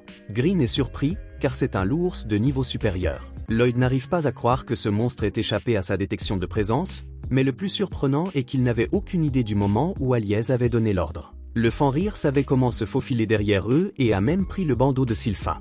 De toute évidence, Aliez a donné des ordres complexes sans en montrer aucun signe. Cela rend Lloyd très enthousiaste, alors il demande à Aliez de lui apprendre à parler à Shiro. Aliez explique que ce ne sera pas facile, mais Lloyd répond qu'il préfère les choses qui ne sont pas simples. Elle accepte alors de lui apprendre, mais surprend tout le monde en révélant que la clé pour parler aux animaux est l'amour. Elle déclare que l'amour aidera à comprendre n'importe quel monstre, ce qui est démontré lorsque les animaux de sa tour viennent l'embrasser. Aerys trouve inutile d'essayer d'apprendre avec Aliez, car elle est tout simplement un prodige, mais Aliez déclare que tout le monde peut apprendre. Elle fait une autre démonstration, mais cette fois, les animaux en font un peu trop. Sylpha est choquée de voir que Lloyd semble s'intéresser à l'amour, et imagine Lloyd lui demandant de lui en apprendre davantage. En réalité, Lloyd s'est rendu compte qu'il essayait de donner des ordres à Shiro, mais sa sœur ne donnait aucun ordre à ses animaux. Au lieu de cela, elle ne faisait que partager sa volonté. Lorsqu'elle leur a parlé, Lloyd a réalisé que la mana ne sortait pas de ses mains, mais coulait directement de sa tête à la sienne. Cela signifie qu'elle est capable de se connecter inconsciemment aux animaux grâce à la mana, leur donnant une vision directe de ce qu'elle souhaite. Lloyd décide qu'au lieu de donner des ordres, il va essayer de partager une image mentale de sa volonté, et c'est exactement ce qu'il fait. Tout le monde est surpris lorsque Shiro réussit le tour que Lloyd essayait de lui apprendre. Il célèbre avec Shiro, et Har en conclut qu'il doit vraiment être très doué. La technique qu'il a utilisée est exactement celle que les dompteurs de monstres utilisent pour partager leur volonté. Sylpha est également impressionnée, mais un peu déçue que cela ne se soit pas passé comme elle l'avait imaginé. Aliez est contrariée de dire que cela devrait être l'amour, mais ce n'est pas si compliqué de partager sa volonté. Lloyd explique que l'amour joue en effet un rôle fondamental dans cette technique, et Lloyd est très enthousiaste d'avoir enfin découvert comment se connecter avec les monstres. Sylpha lui suggère de se consacrer également à l'entraînement à l'épée, et par coïncidence, Albert apparaît et souhaite parler à Lloyd. Ils discutent pour savoir qui va rester avec Lloyd, et Albert mentionne qu'il souhaite lui présenter quelqu'un. Cette personne n'est autre que le frère aîné de Lloyd, le 4e prince Dian. Dian a entendu dire que Lloyd avait enchanté l'épée d'Albert, mais il est sceptique et veut le voir de ses propres yeux. Albert explique que Dian a étudié la forge à l'étranger, c'est pourquoi il s'intéresse beaucoup à l'enchantement. Sans perdre de temps, Dian prépare tout pour tester les compétences de Lloyd. Et lorsque celui-ci commence le processus, Dian doute qu'il y parvienne. Les enchantements sont déjà compliqués, et ce que Lloyd a fait à l'épée d'Albert semble impossible. C'est quelque chose qui dépasse largement leurs connaissances, alors Dian envisage de donner une leçon à Lloyd pour avoir prétendument menti, mais il reste bouche bée lorsque Lloyd termine l'enchantement. Albert comprend la réaction de Dian, car même un débutant peut voir que la technique de Lloyd est unique. Dian est sans voix, se demandant quel type de gravure magique Lloyd a créé. L'épée a une résistance renforcée, une élasticité accrue, un système d'auto-nettoyage et même d'auto-réparation. Le scepticisme de Dian se transforme en enthousiasme lorsqu'il se rend compte que Lloyd peut l'aider à réaliser son plus grand rêve, qui est de créer la meilleure épée enchantée au monde. Il veut graver le sort sur l'arme pendant le forgeage de l'acier, ce qui permet d'appliquer des sorts plus avancés que la normale. Cela donnerait une super arme, qui ne serait possible qu'avec la collaboration d'un enchanteur et d'un forgeron. Dian révèle qu'il a toujours aimé la sorcellerie dans son enfance, mais qu'il n'avait pas de talent pour cela. Cependant, les épées enchantées sont incroyables, car tout le monde peut les utiliser. Son objectif est de transformer le pays en un endroit où tout le monde peut utiliser la magie, grâce à l'épée. D'un autre côté, Lloyd ne se soucie pas beaucoup de ses objectifs, il est plus intéressé par le processus de production. Alors il accepte d'aider Dian. Et Dian explique qu'il veut que l'épée tire du feu lorsqu'elle est brandie. Et pour cela, Lloyd recommande d'utiliser un enchantement appelé Pyrolance. Le problème est que la formule nécessite 14 ingrédients, et qu'une épée enchantée ne peut en contenir que 5 au maximum.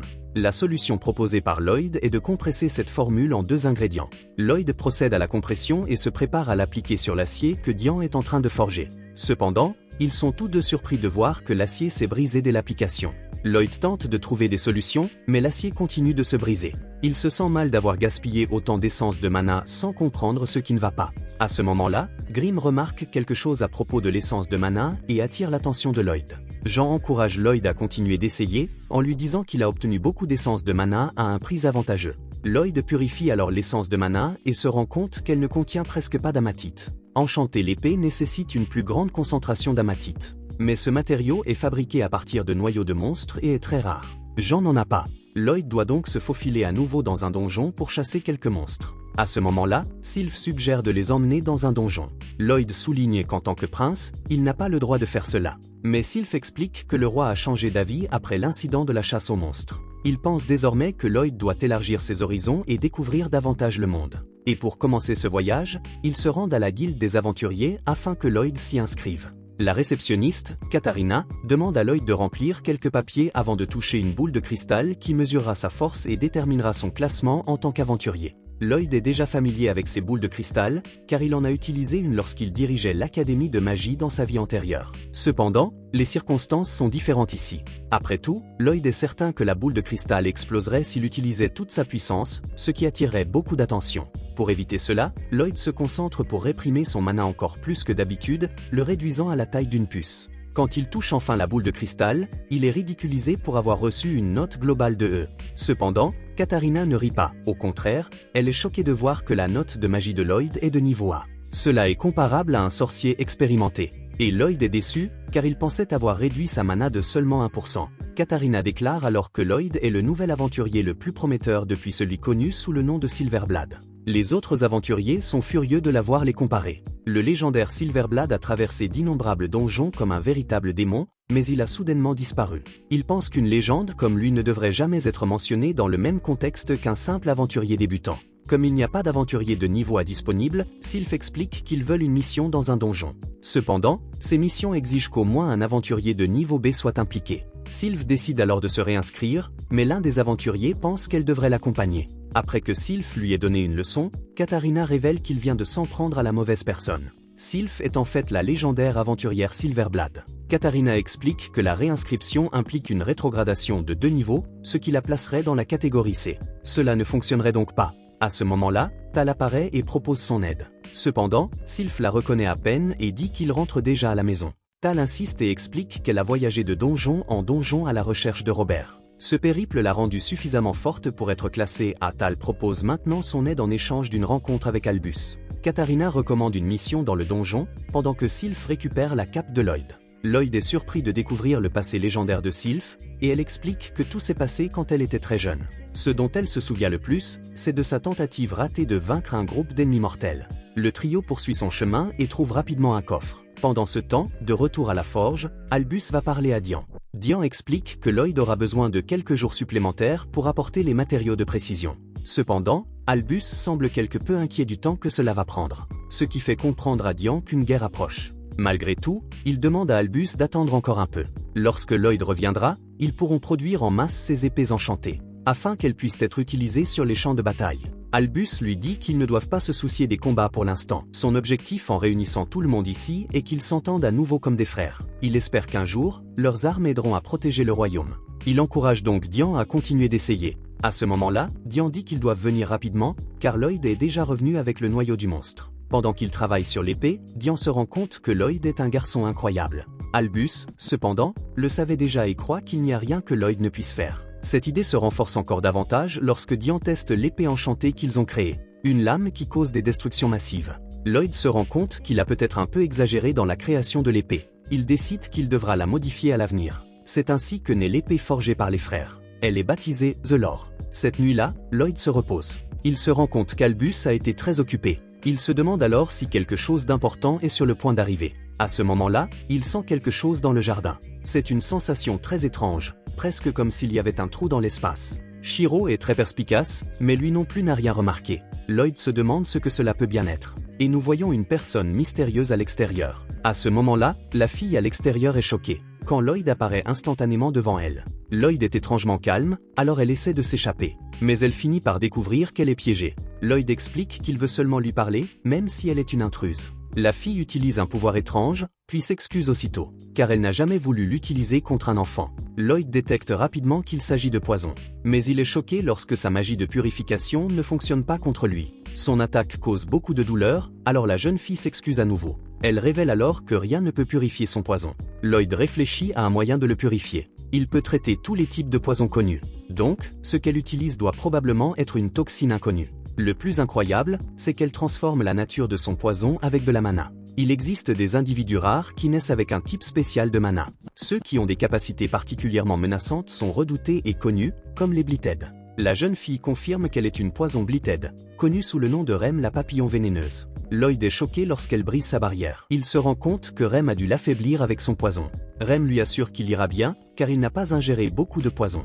Mais il va certainement souffrir pendant les prochains jours. Rem prend congé en sortant. Lloyd est surpris qu'elle ait caché sa présence. Grimm arrive et lui dit que ce n'est pas le moment d'être impressionné. Mais Lloyd explique que tout va bien, car il guérit constamment.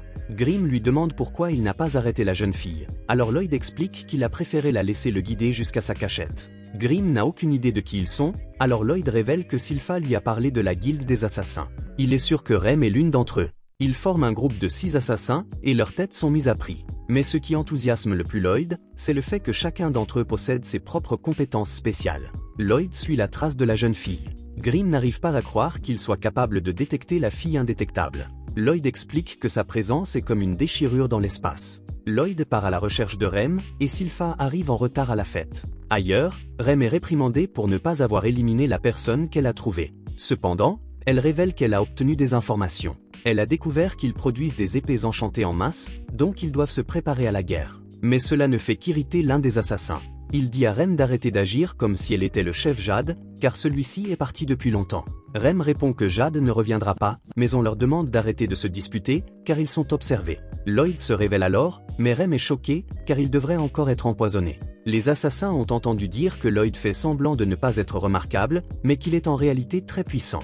Cependant, tout cela n'a pas d'importance, car Lloyd les a trouvés, et pour cette raison, il ne peut pas partir. Notre grand garçon fou entend cela et décide d'abaisser sa barrière, ce qui amène Grimm à se demander à quel point il peut être fou. Lloyd explique qu'il affronte des adversaires aux capacités uniques et qu'il serait dommage qu'il ne puisse pas les tester. Lloyd utilise sa capacité de traçage pour imiter la technique de combat de Tao et dit aux assassins d'y aller. Il combat le premier challenger, qui est impressionné par sa maîtrise des arts martiaux. On peut dire que ce type est vraiment souple, et l'assassin révèle qu'il peut même tordre tout son corps, suffisamment pour se faufiler dans les espaces les plus petits possibles. Il est comme un rongeur, c'est donc le Warbleeded, connu sous le nom de Babylon, le rat géant. Lloyd est admiratif, car le corps de ce type est tout à fait unique, mais il n'y a pas de temps pour l'admiration, car quelqu'un s'approche furtivement derrière Lloyd. Le type dit que les mots coulent, et Lloyd est étourdi lorsque son corps devient très lourd. Le nom du type est Crone, le ravisseur des ténèbres, et le mana dans ces mots fait de lui le maudit Bleeded. Le grand gaillard attaque aussitôt, mais c'est Crone qui est choqué,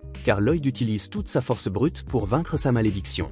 Lloyd est pris au piège, mais le grand gaillard se présente comme Galil, l'araignée. Il est la toile destructrice, car il peut transmuter la mana autour de son corps en une substance collante. Lloyd parvient à se libérer et admire ses capacités si uniques. Il est alors attaqué par une fille, mais Lloyd esquive facilement ses attaques. À ce moment-là, cette fille folle se poignarde à la jambe, et Lloyd, d'une manière ou d'une autre, se blesse à la jambe. La fille révèle alors qu'elle est Talia, la centaine de douleurs, et qu'elle est capable de partager ses blessures avec n'importe qui. Elle est la douleur destructrice, et Lloyd ne peut que se demander comment son pouvoir fonctionne.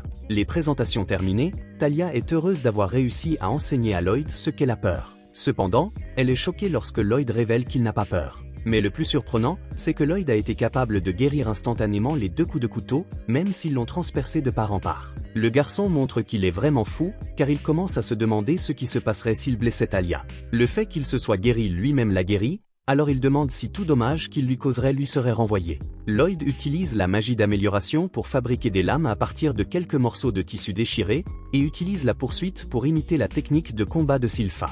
Notre petit fou dit maintenant aux assassins de se préparer, car il veut voir comment ils parviennent à bien se défendre. Les assassins réalisent qu'ils ressemblent à l'épéiste qui les a traumatisés auparavant, et sont terrifiés. Lloyd lance alors son attaque, et les assassins sont choqués de voir qu'il est aussi doué avec les épées qu'en arts martiaux. Et ce qui rend cela encore plus difficile à croire, c'est qu'ils ont entendu dire que Lloyd n'était qu'un prodige de la magie. Lloyd manque de couper Babylon en 2, mais il est impressionné lorsque le rat géant détend son corps au moment de l'impact pour disperser les dégâts.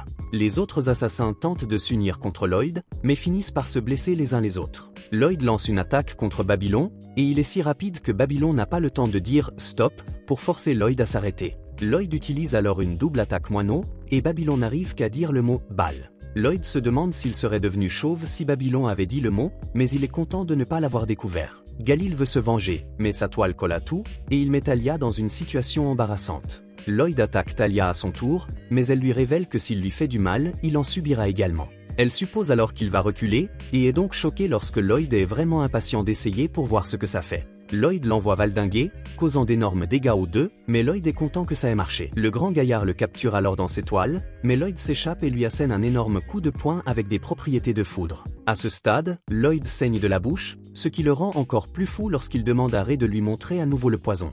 Galil lui dit de ne pas la forcer, car elle ne contrôle pas très bien son mana venimeux, et si elle l'utilise, tout le monde sera touché. Lloyd se rend compte qu'aucun d'entre eux ne semble vraiment capable de contrôler ses pouvoirs, et Galil le confirme. Il explique que s'il pouvait les contrôler, il n'aurait peut-être pas été contraint de devenir des hors-la-loi. Dans sa rage, Galil attaque Lloyd, mais celui-ci le retient facilement. Ray tente de secourir Galil alors qu'il hurle de douleur, mais Lloyd la retient également. Elle est déterminée à se venger de ce que Lloyd a fait à Galil, mais Galil révèle qu'il va bien. En fait, il va même mieux que bien, car il semble être sous contrôle pour une raison quelconque. Tout le monde est choqué lorsque Lloyd révèle qu'il a gravé un sort directement dans le dos de Galil, afin qu'il puisse contrôler son pouvoir. Lloyd admet n'avoir jamais gravé de sort sur le corps d'une personne auparavant, mais il est heureux que cela ait fonctionné. Galil est abattu lorsque sa malédiction prend enfin fin, mais Lloyd lui dit qu'il vaut mieux que cela, car il peut désormais contrôler son mana à volonté. Les autres le regardent avec stupéfaction, tandis que Lloyd leur dit que c'est leur tour. Lloyd les grave également, et ils sont soulagés de pouvoir enfin contrôler leur mana. Crone est le prochain à fondre en larmes, car cela fait longtemps qu'il ne peut plus parler normalement. Tout le monde célèbre, mais Ray fait semblant de s'en moquer. Elle dit qu'elle pleure pour une autre raison, mais elle ne peut cacher le fait qu'elle est heureuse de pouvoir enfin utiliser ce qu'elle veut, car son poison ne détruira plus ses vêtements. Lloyd est heureux, car tout semble aller pour le mieux, mais Ray n'aime pas l'idée que Lloyd puisse devenir l'un d'entre eux. Les autres disent qu'ils lui doivent le monde et insistent pour qu'elle se prépare à lui organiser une fête de bienvenue. Ray tente de souligner qu'il a produit des armes de guerre en masse et s'est faufilé dans un groupe d'assassins. Elle pense qu'il est trop fou pour le rejoindre, mais Grimm explique que Lloyd n'a fait ces choses que pour s'amuser. Lloyd veut voir ce qu'ils peuvent faire avec leurs pouvoirs, maintenant qu'ils peuvent les contrôler, mais Galil pense qu'ils lui doivent d'abord une explication.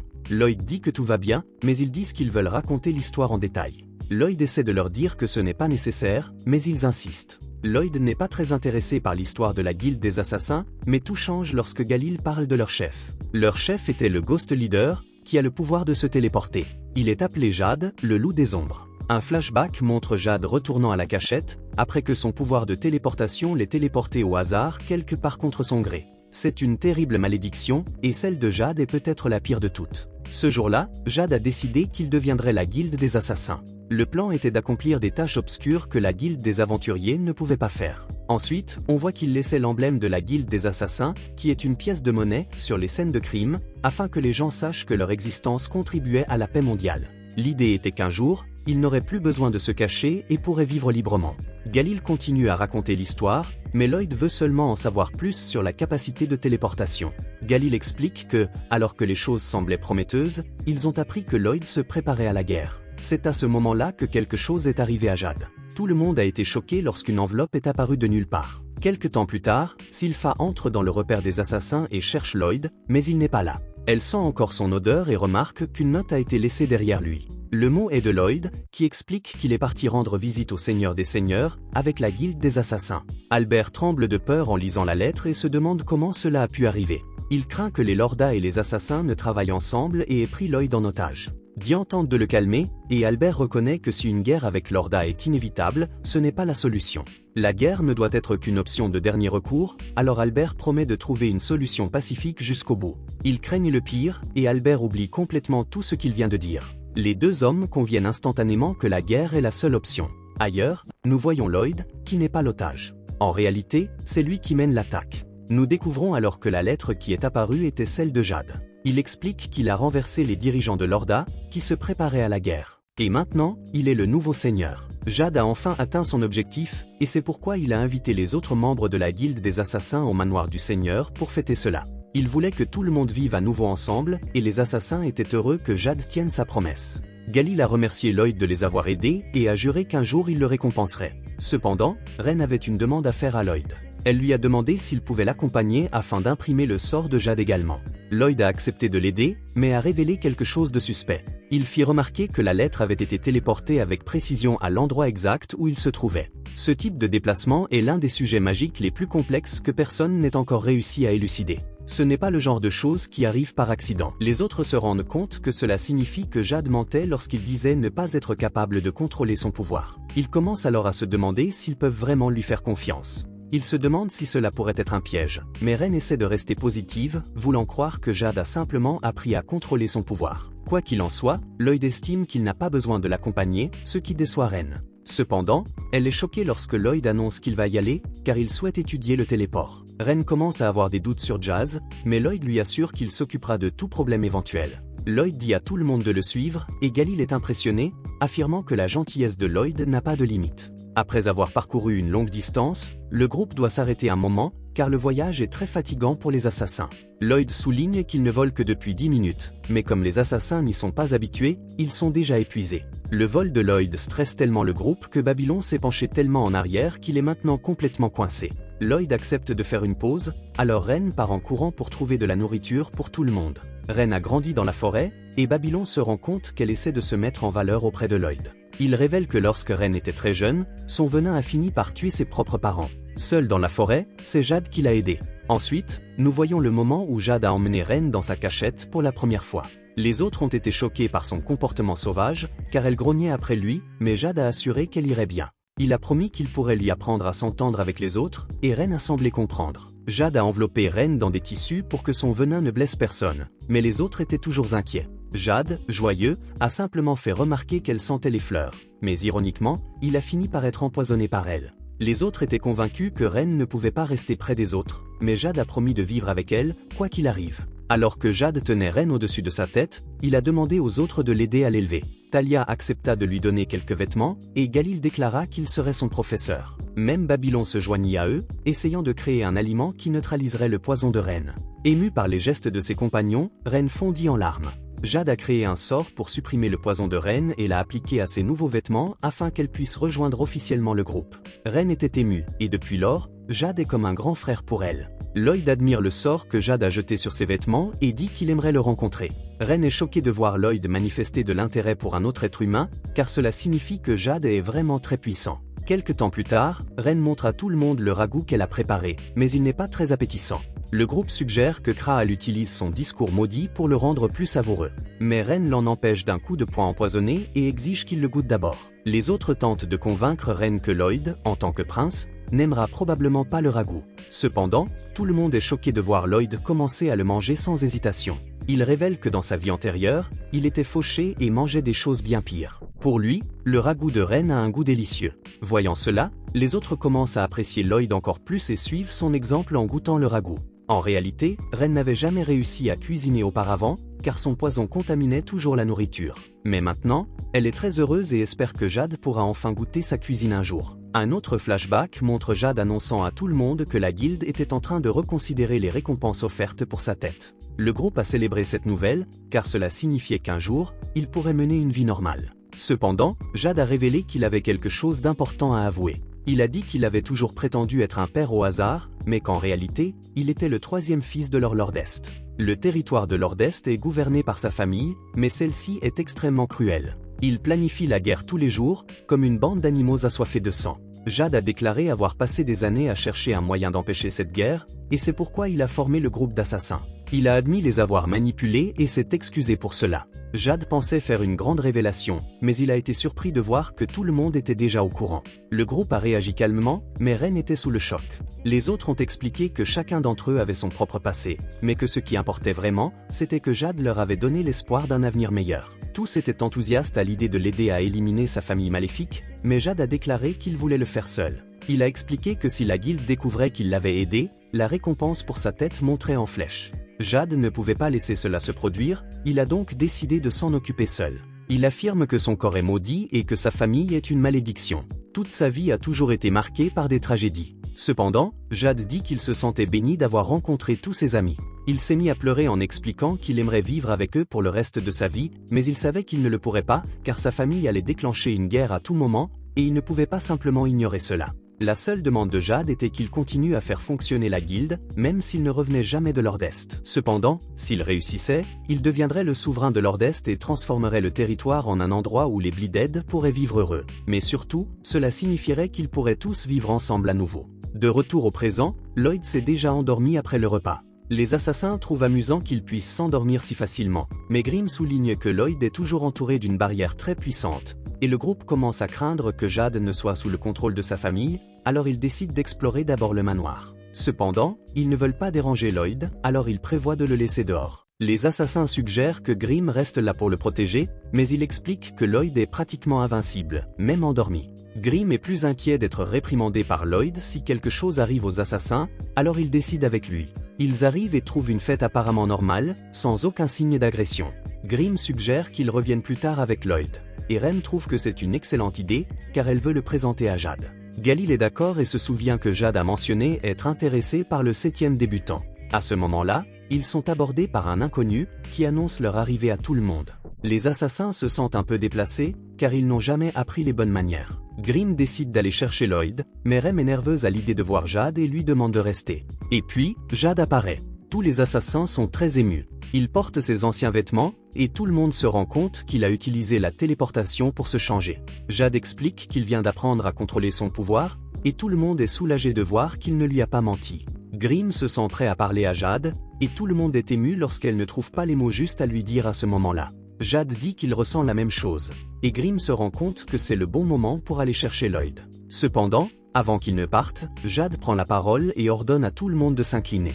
Étonnamment, tous les invités de la fête sont transformés en monstres, et les assassins sont contraints de se jeter à terre. Ils sont choqués de réaliser que cela ressemble au pouvoir maudit de Kraal, mais en beaucoup plus puissant. Jade déclare que son plan a été un succès et ignore les demandes d'explication de Rem. Jade a promis de livrer quelques Bleeded aux monstres, et ce méchant oublie le nom de Rem. À ce moment-là, Grimm lance une attaque contre Jade et ordonne aux assassins de s'enfuir. Il envisage de leur demander d'appeler Lloyd, mais se rend compte que la situation est si grave qu'il vaudrait peut-être mieux dire à Lloyd de s'enfuir lui aussi. Grimm découvre la vérité derrière ce qui se passe, mais avant qu'il ne puisse dire quoi que ce soit, Jade le projette au loin d'un seul coup de pied. Il trouve risible que le Merio démon tente d'intervenir et traite Grimm d'imbécile.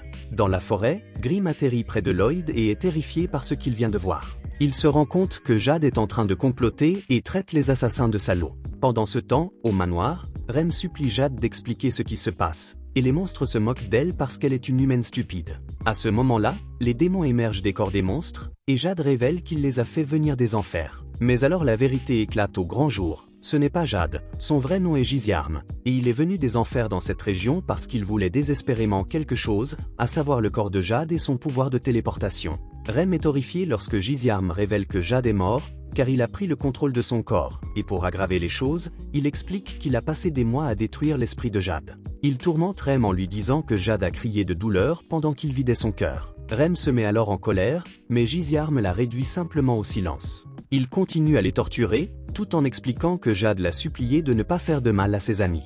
Jade tenait beaucoup à eux, et penser à eux était la seule chose qui l'avait aidé à résister au contrôle de Giziarm pendant si longtemps. À mesure que le contrôle de Giziarm sur le corps de Jade augmentait, il a commencé à en apprendre davantage sur les Bleeders. Giziarm s'est rendu compte que leur corps serait parfait pour son armée de démons, et a décidé de tromper les assassins pour qu'ils viennent aussi.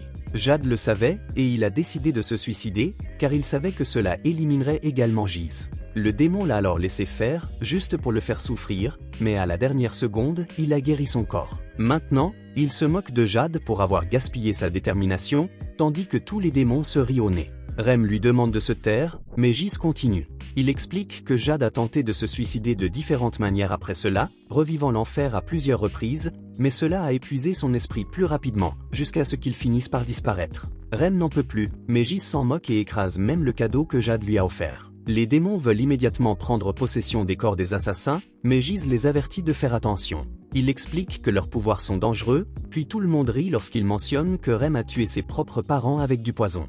Les autres assassins sont furieux car ils savent à quel point cela a causé de la peine à Rem.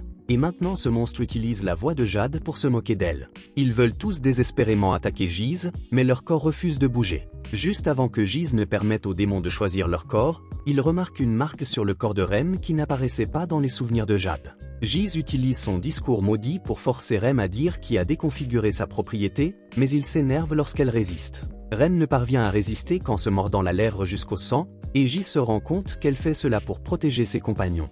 Le monstre, rusé comme il est, la force à avoir une vision avec Jade, et elle dit qu'elle peut contrôler son venin grâce à un sort que quelqu'un lui a jeté. Giz obtient presque ce qu'il veut, alors il utilise à nouveau son discours maudit sur elle, lui causant une douleur immense. Il lui ordonne de livrer ses amis, en lui demandant de révéler qui lui a jeté le sort, et elle hurle de douleur. À ce moment-là, une lumière brille dans le ciel nocturne, et tous les assassins sont choqués lorsqu'une barrière les enveloppe. Giz essaie de voir ce qui se passe, mais il est trop tard, car une attaque massive s'abat sur le manoir. Cela laisse un énorme cratère dans son sillage, choquant tout le monde. Rem est dévastée lorsqu'elle réalise que c'est Lloyd qui l'a sauvée. Lloyd demande ce que Giz voulait en savoir, révélant que c'était lui. Les démons tremblent de peur en regardant le trou géant dans le sol. Rem ne peut s'empêcher de raconter ce qui est arrivé à Jade. Lloyd la calme tout en la soignant, et lui explique que Grimm lui a déjà tout raconté, et qu'il est clair que Giz est à sa recherche. Lloyd dit alors aux assassins de partir, qu'il va s'occuper de tout.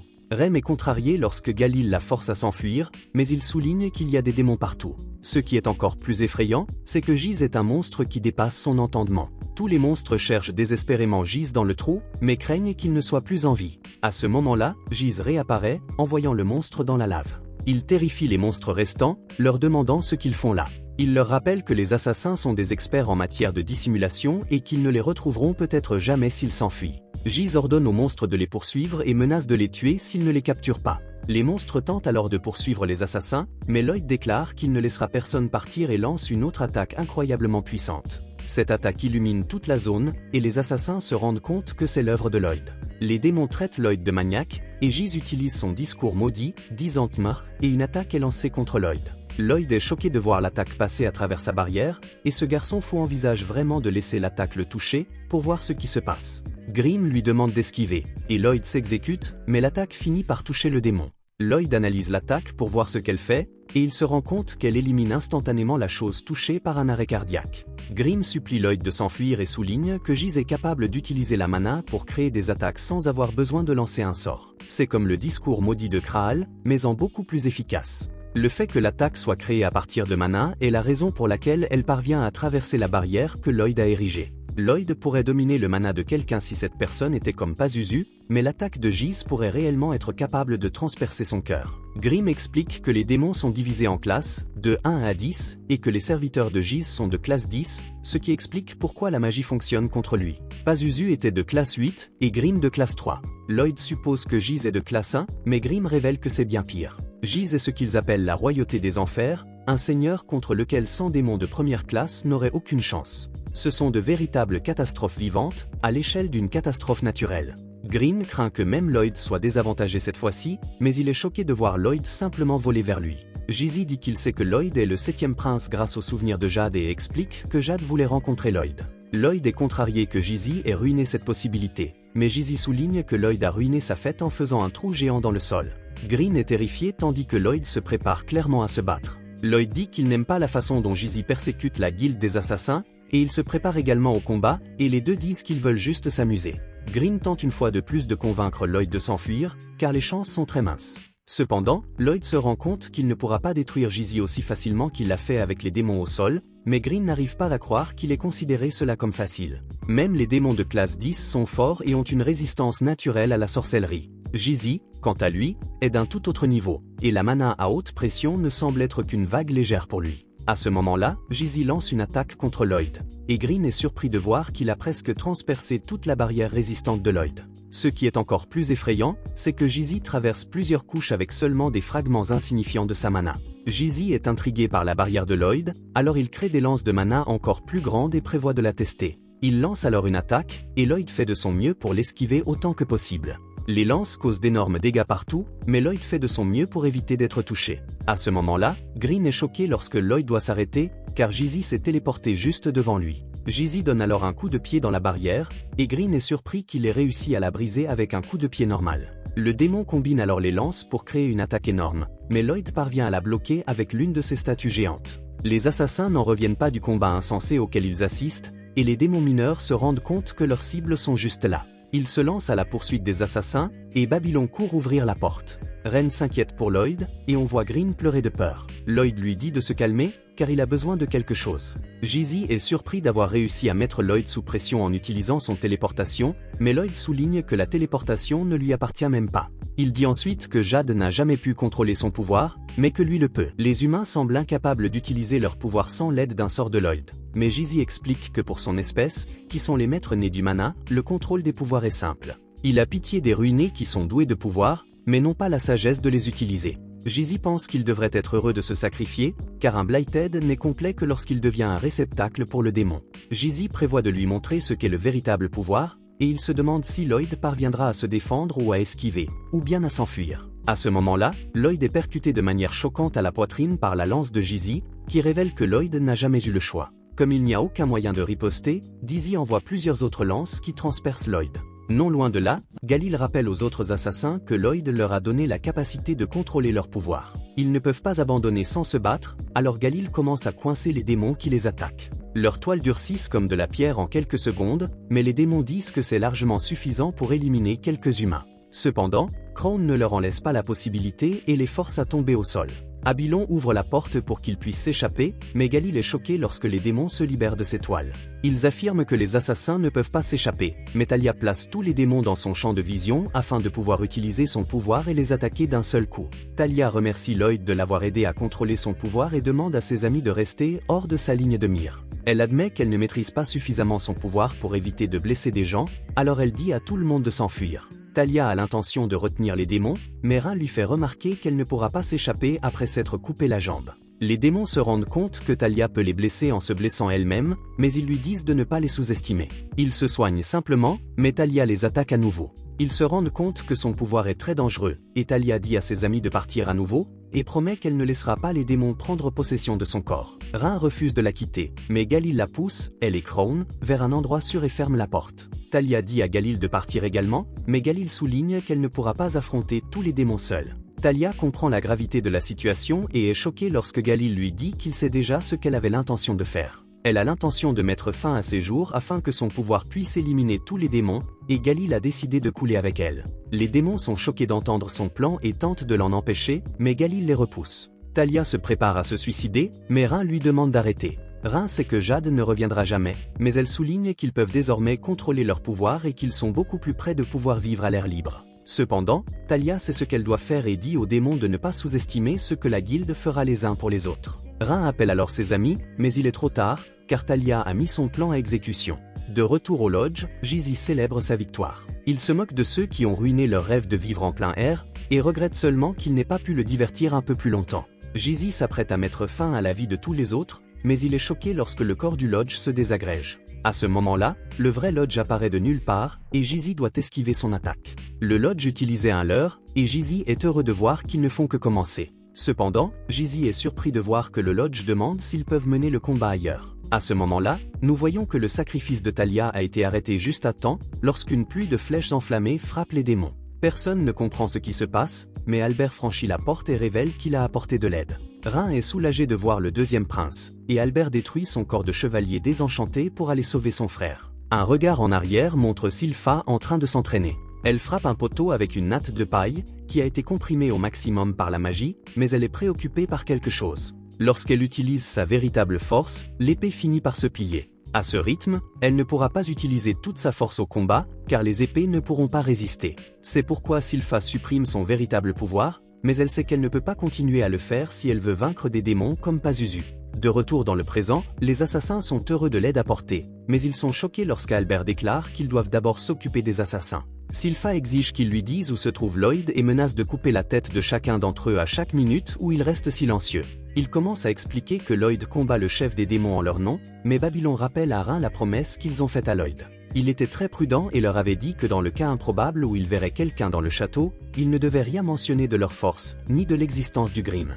Lloyd leur avait expliqué qu'il ne voulait pas attirer l'attention et qu'il souhaitait uniquement se concentrer sur l'étude de la magie. Les assassins ne savent pas quoi dire, mais leur temps est compté et l'un d'eux est sur le point de perdre la tête. Ils disent que Lloyd se bat contre un perdant, mais cela ne satisfait pas Sylpha, qui s'apprête à faire exploser la tête de Rin. Cependant, le prince Albert l'en empêche, et les assassins sont convaincus que le gentil prince Albert le croira. Ils sont toutefois choqués lorsqu'Albert déclare qu'il ne veut pas que Sylpha élimine un enfant en premier. Albert est furieux qu'ils aient laissé les vêtements de Lloyd derrière eux, comme une menace, et Galio aggrave les choses avec une très mauvaise explication de ce qui s'est réellement passé. À ce moment-là, Rin interrompt tout et déclare qu'elle acceptera n'importe quelle punition. Cependant, les démons ont enlevé quelqu'un d'important pour Rin, et c'est pourquoi Lloyd les aide. Elle supplie tout le monde de la croire, et ses paroles semblent toucher Sylpha. À ce moment-là, un démon tente de l'attaquer, mais Aliesia apparaît pour la sauver. Aliesia croit Rin, d'autant plus que son familier se serait mis en pièces s'il avait senti de mauvaises intentions. Heureusement, Albert décide de la croire également.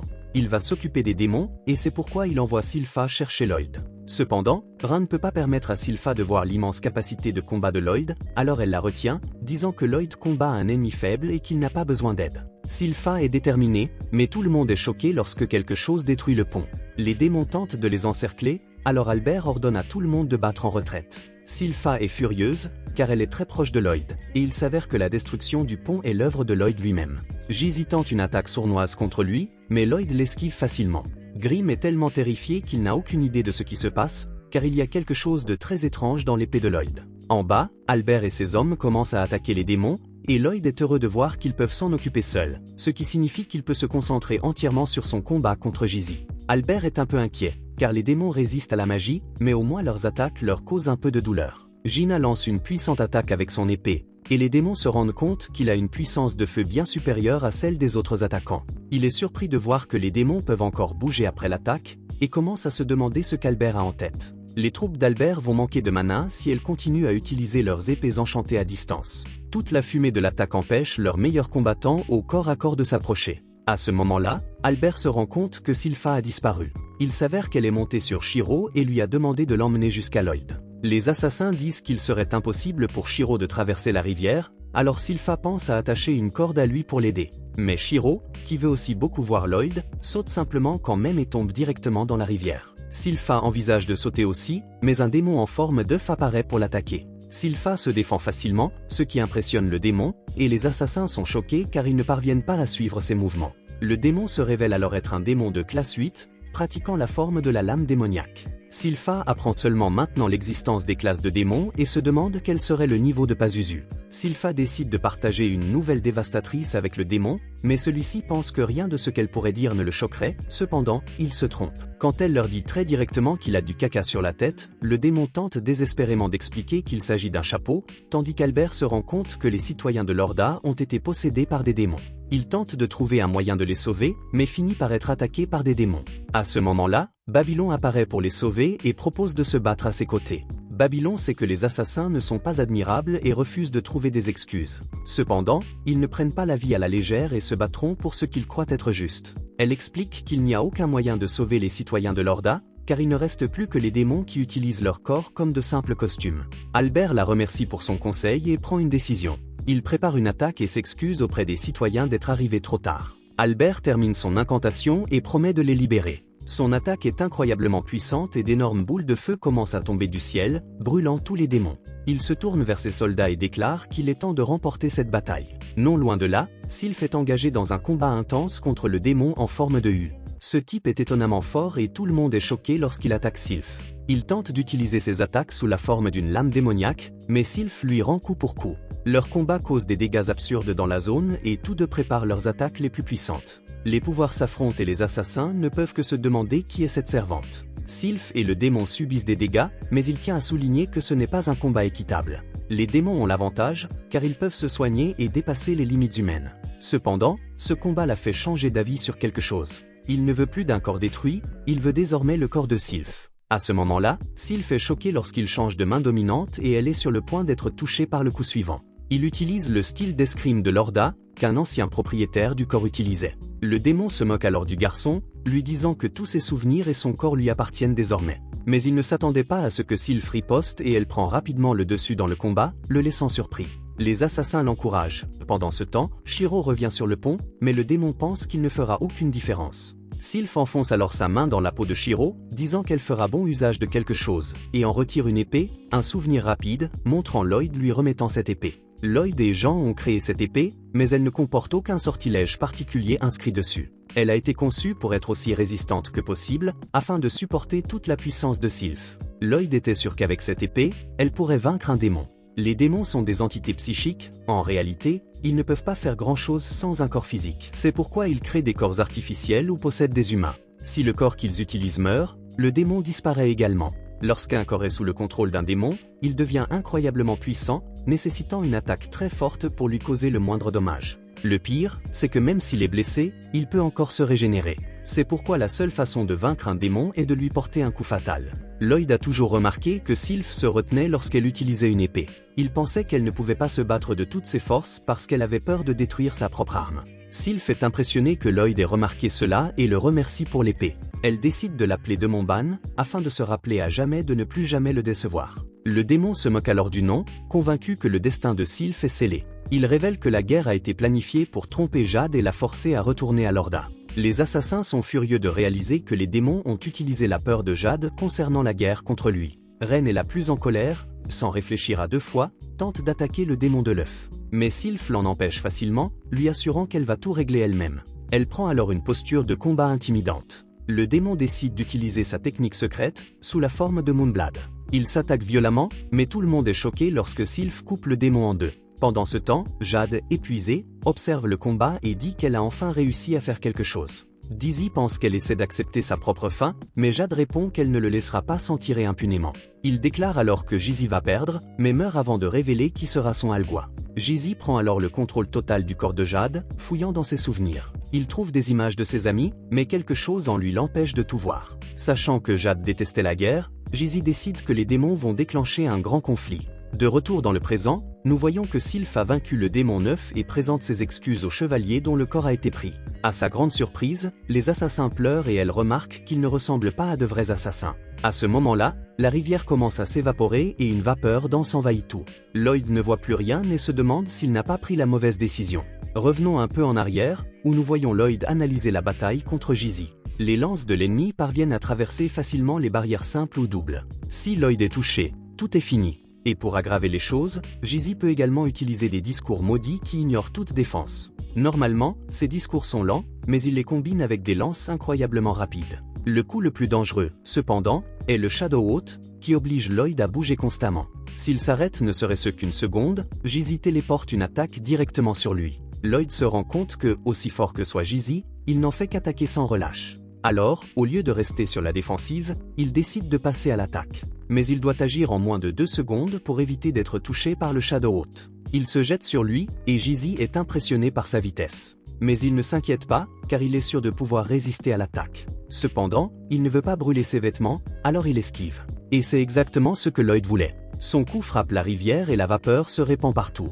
Lloyd est maintenant frustré, car Jizzy peut se téléporter n'importe où. Il doit constamment utiliser sa détection spectrale pour le localiser. Grimm l'avertit alors de continuer à bouger, et Lloyd s'envole. Mais il a alors une idée, il se rend compte qu'il est resté immobile pendant un moment. Queen ou Jizzy n'a pas utilisé le Shadow Wolf, ce qui signifie que l'ennemi ne peut pas voir où il se trouve. Lloyd se souvient que Jizzy craignait que les assassins ne s'échappent, car il ne pourrait pas les traquer par la suite. En d'autres termes, Jizzy dépend entièrement de sa ligne de mire pour téléporter ses attaques. Et avec la vapeur qui bloque sa vision, Lloyd peut désormais se déplacer sans être détecté. Green s'inquiète lorsque Lloyd cesse de bouger, mais il remarque que Jizzy n'attaque pas non plus. Lloyd veut s'approcher suffisamment pour attaquer avec son épée, mais il sait que s'il s'approche trop près, Jizzy le remarquera. Du côté de Jizzy, il lui suffit d'attendre que Lloyd fasse un mouvement. Et lorsque ce moment arrive, Lloyd utilise de manière surprenante plusieurs clones illusoires. Jizzy ne parvient pas à identifier lequel est le vrai et se laisse attaquer. Mais il comprend rapidement que le vrai Lloyd est celui dont l'épée n'est pas faite de terre, et il attaque immédiatement. Jizzy félicite Lloyd d'avoir tenté une attaque physique, car il sait que les attaques magiques ne fonctionnent pas contre lui. Cependant, il rit en disant que même les attaques physiques ne le blesseront pas, car peu importe les dégâts causés par Lloyd, Jizzy pourra toujours se régénérer instantanément. Il peut également durcir son corps pour qu'il devienne aussi dur que du fer, et il a laissé Lloyd les poignarder afin de pouvoir identifier le vrai. Jizzy dit que Lloyd peut être fier de lui dans l'au-delà, car il a au moins réussi à le toucher. Mais le discours du méchant ne se passe pas très bien, car les clones de Lloyd n'ont toujours pas disparu. Et à ce moment-là, Jizzy est choqué de voir que le Lloyd qui l'a attaqué était également faux, ce qui signifie que Lloyd a donné une vraie épée à un clone pour le tromper. Il essaie de déduire où se trouve le vrai Lloyd et pense qu'il pourrait être caché dans le ciel. Mais il se trompe lourdement, car le vrai Lloyd l'attaque par derrière. Alors qu'il pense que son plan fonctionne, Jizzy n'est pas d'accord et se régénère instantanément. Il téléporte des vêtements vers son corps, ce qui nous en apprend davantage sur son pouvoir. Jizzy peut téléporter des objets sans avoir besoin de les voir. Mais pour cela, il doit savoir exactement où ils se trouvent. Lloyd explique que ces clones sont pratiquement inutiles, ne servant qu'à faire des danses ridicules. Il y a beaucoup de façons pour que cela tourne mal pour lui, ce qui rend son plan extrêmement risqué.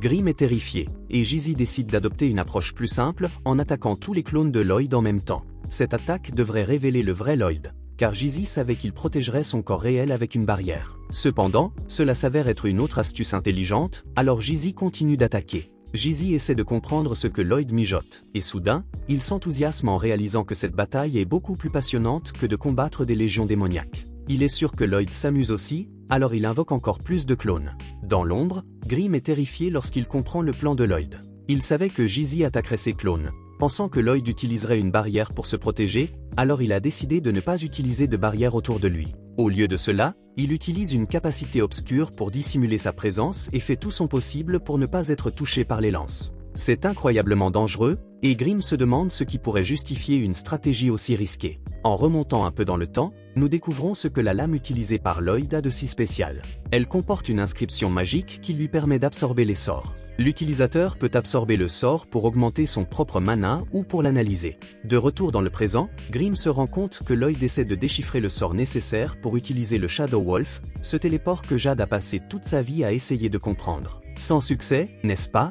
Essayer de faire cela au milieu d'une bataille aussi dangereuse est insensé, alors Grimm supplie Lloyd d'abandonner et de s'enfuir, mais il se rend compte que Lloyd ne fuirait jamais une magie inconnue. Lloyd est tout simplement un maniaque de magie, alors Grimm change d'attitude et commence à espérer que Lloyd parvienne à vaincre Jizzy. Lloyd utilise le chasseur de sorts pour analyser la magie et chercher Jade à l'intérieur. Il essaie de dire à Jade que tous ses amis l'attendent, mais il est choqué par ce qu'il voit. Lloyd se révèle à Jizzy, qui se rend compte qu'il n'était pas protégé par une barrière lorsqu'il remarque une coupure sur sa joue. Lloyd explique qu'il a remarqué quelque chose et qu'il a donc arrêté d'utiliser ses clones. Jizzy en déduit que Lloyd a compris qu'il ne pouvait pas le vaincre et veut savoir pourquoi il continue à se battre. Il reconnaît que Lloyd est différent des autres et dit qu'ils sont tous les deux pareils. Jizzy tente de convaincre Lloyd de le suivre, mais il est immédiatement rejeté. Lloyd admet que Jizzy est vraiment fort, mais souligne que c'est tout ce qu'il a. Les humains, en revanche, sont faibles et passent leur vie à essayer de dépasser leurs limites, mais c'est précisément ce qui leur permet de créer des choses incroyables. La magie en est le parfait exemple,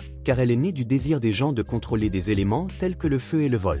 Chaque sortilège formulé est ancré dans les rêves de celui qui l'a créé. C'est pourquoi la sorcellerie fascine infiniment Lloyd. Mais Gizi, lui, s'en moque et veut juste en finir rapidement. Le problème, c'est que Lloyd détruit complètement Gizi. La douleur est absurde, et Lloyd explique qu'il s'agissait d'un coup utilisant uniquement une technique clé. Gizi n'a aucune idée de ce que c'est, mais il est encore plus choqué de réaliser que Lloyd a réussi à prédire exactement où il se téléporterait pour porter le coup. Lloyd dit qu'il en a assez des attaques de Gizi et le provoque, lui demandant d'arrêter de tergiverser et d'utiliser quelque chose de nouveau. Cela rend Gizi furieux. Comment un humain ose-t-il donner des ordres à un seigneur démon? Mais Lloyd mentionne alors les dernières paroles de Jade. Gizi n'y prête pas beaucoup attention au début, mais Lloyd explique que Jade a dit que Gizi perdrait, ce qui rend Gizi encore plus furieux. Mais avant qu'il ne puisse réagir, Lloyd le projette simplement dans les airs. L'attaque de Lloyd est brutale, mais Gizi essaie de rester calme malgré ses cris de douleur. En réalité, les attaques de Lloyd font très mal, mais il se souvient qu'il peut simplement se régénérer. Et cela devrait être un soulagement, n'est-ce pas? Mais c'est faux, car il y a un problème encore plus grave. Lloyd continue de dominer complètement le combat, sans lui laisser une seconde de répit. Lloyd utilise le double lancer pour préparer son prochain coup. L'impact projette Gizi près du château, et avant qu'il n'ait le temps de se remettre,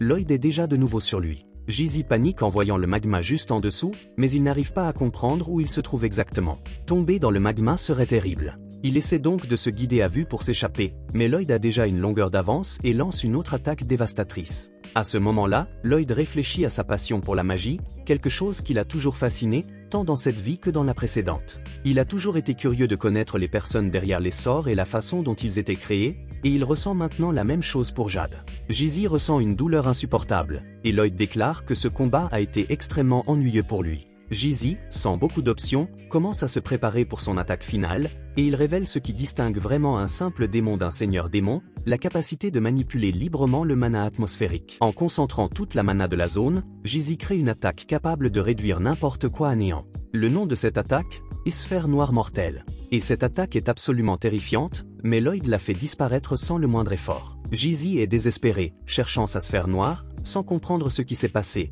et Lloyd explique qu'il a simplement annulé l'attaque avec une technique similaire. Gizi n'arrive pas à croire que cela soit possible, mais Lloyd révèle le nom de la technique, Vide. Et ce sort peut projeter la cible dans une autre dimension et la pulvériser complètement. Lloyd raconte qu'il a appris ce sort il y a longtemps, et qu'il vient seulement de réaliser qu'il s'agit du même principe que la sphère noire de Gizi. Et comme tout bon amateur de magie, il était curieux de savoir ce qui se passerait si les deux techniques entraient en collision. Il a donc simplement fait en sorte que les deux s'affrontent. Gizi est complètement bouleversé, car créer une seule sphère noire nécessite déjà une quantité absurde de mana, et Lloyd en a conjuré deux juste pour tester. Mais à la surprise de Lloyd, lorsque les deux se sont rencontrés, elles se sont simplement annulées. Cela l'a beaucoup déçu, et maintenant, il est tout aussi déçu par Gizi, car ce combat a perdu tout son intérêt. Gizi, quant à lui, bouillonne de haine, et Lloyd ne prête même pas attention à son discours furieux. Gizi tente d'attaquer une fois de plus, mais dès qu'il touche Lloyd, il est submergé par une peur absolue. Même Grimm, qui pensait comprendre le pouvoir de Lloyd, se rend compte qu'il s'était complètement trompé. Lloyd est à un autre niveau. Dans la vision de Lloyd, Gizi n'a plus qu'une seule utilité, être la cible d'une nouvelle expérience magique. Il veut voir ce qui se passe lorsque Gizi est directement touché par le vide. Une immense terreur s'empare de Gizi, tandis que Lloyd porte le coup final. Alors que Sylph affrontait les démons, quelque chose d'étrange se produit. Il se déplace lentement, très lentement. Il y a aussi une odeur douce, et Rem semble dire de ne pas respirer trop profondément, c'est son poison. Et elle fait tout son possible pour l'empêcher d'atteindre ses amis. Albert pense que le combat serait plus facile si le soleil se levait, et se rend compte que le soleil aurait déjà dû apparaître. Il pense que cela peut être dû à toute cette vapeur, mais ils se rendent vite compte que des nuages sombres recouvrent le ciel. Gizi hurle de douleur, car les dégâts sont trop importants pour qu'il puisse se régénérer, et son loup des ombres ne fonctionne pas non plus. Il décide alors d'abandonner le corps de Jade. Cependant, il n'y a aucun moyen d'échapper au vide, alors Gizi fait semblant d'être le vrai Jade. Il dit que le vide a retiré Gizi de son corps et supplie Lloyd d'arrêter l'attaque. Il demande aux autres assassins d'attaquer Lloyd à sa place, mais Lloyd sait exactement quoi faire et écrase Gizi. Le Grimm commence à délirer, tandis que l'esprit de Jade reste un instant, puis disparaît aussitôt. Ren regarde le ciel et se souvient que Jade leur avait un jour parlé d'une rumeur concernant le 7e prince. Les journaux avaient rapporté qu'un accident avec des feux d'artifice s'était produit le jour de sa naissance. Mais selon la rumeur, il s'agissait peut-être d'un sort lancé par le 7e prince au moment de sa naissance. Les autres assassins y croyaient, mais Jade pensait que si les rumeurs étaient vraies, un prodige comme le 7e prince pourrait les libérer de leur malédiction. Ils ont tous eu une discussion amicale, et le grand a proposé de servir le 7e prince pour le reste de sa vie s'il pouvait les sauver. Ren devient incontrôlable lorsqu'elle se souvient à quel point Jade voulait que tout le monde vive librement ensemble. Après la bataille, Lloyd érige une tombe pour Jade, mais Grimm souligne la distance qui sépare cette tombe des autres. Lloyd explique que le vide consume tout et qu'il n'y avait aucun corps à enterrer. Il s'agit donc plutôt d'un mémorial. Grimm est impressionné par le fait que Lloyd ait réussi à toucher le vide, car celui-ci se déplace très lentement. Lloyd explique alors qu'il n'y est parvenu qu'après avoir déchiffré le loup des ombres de Giz. Il a créé un sort pour détecter quand il était utilisé et l'a associé à ses réflexes afin de pouvoir l'esquiver et le poursuivre automatiquement. Grimm n'arrive pas à croire que Lloyd ait déchiffré un sort aussi complexe pendant une bataille intense, mais Lloyd admet qu'il a été très imprudent et que Giz était incroyablement puissant. Et Lloyd a eu de la chance, car le sort du loup des ombres lui était clairement accessible. En effet, à la fin, Jade a réussi à transcrire un sort complet pour le loup des ombres et l'a laissé derrière elle, sachant que quelqu'un relèverait le défi de trouver un moyen de le vaincre. Lloyd déclare que ce n'est pas lui qui a remporté ce combat, mais Jade.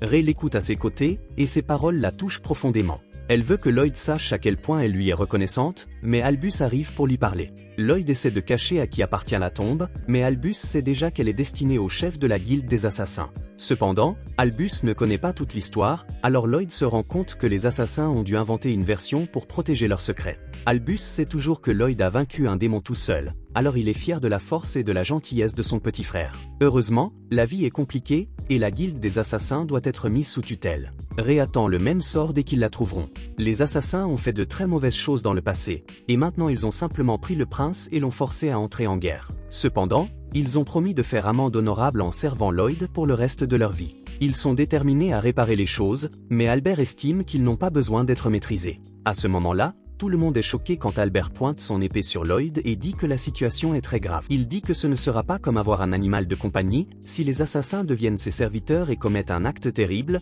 Lloyd en sera tenu responsable. Les assassins craignent que Lloyd ne veuille pas d'eux, mais Lloyd décide qu'il assumera l'entière responsabilité pour eux. Lloyd est sûr que c'est ce qu'il veut. Tout le monde est surpris lorsqu'un coup de vent souffle à ce moment-là. Albert veut s'assurer que Lloyd sait que les gens se soucient de lui, alors il lui dit de ne pas être si distant. Il promet d'être aux côtés de Lloyd chaque fois qu'il en aura besoin, c'est pourquoi il veut que Lloyd demande de l'aide plus souvent.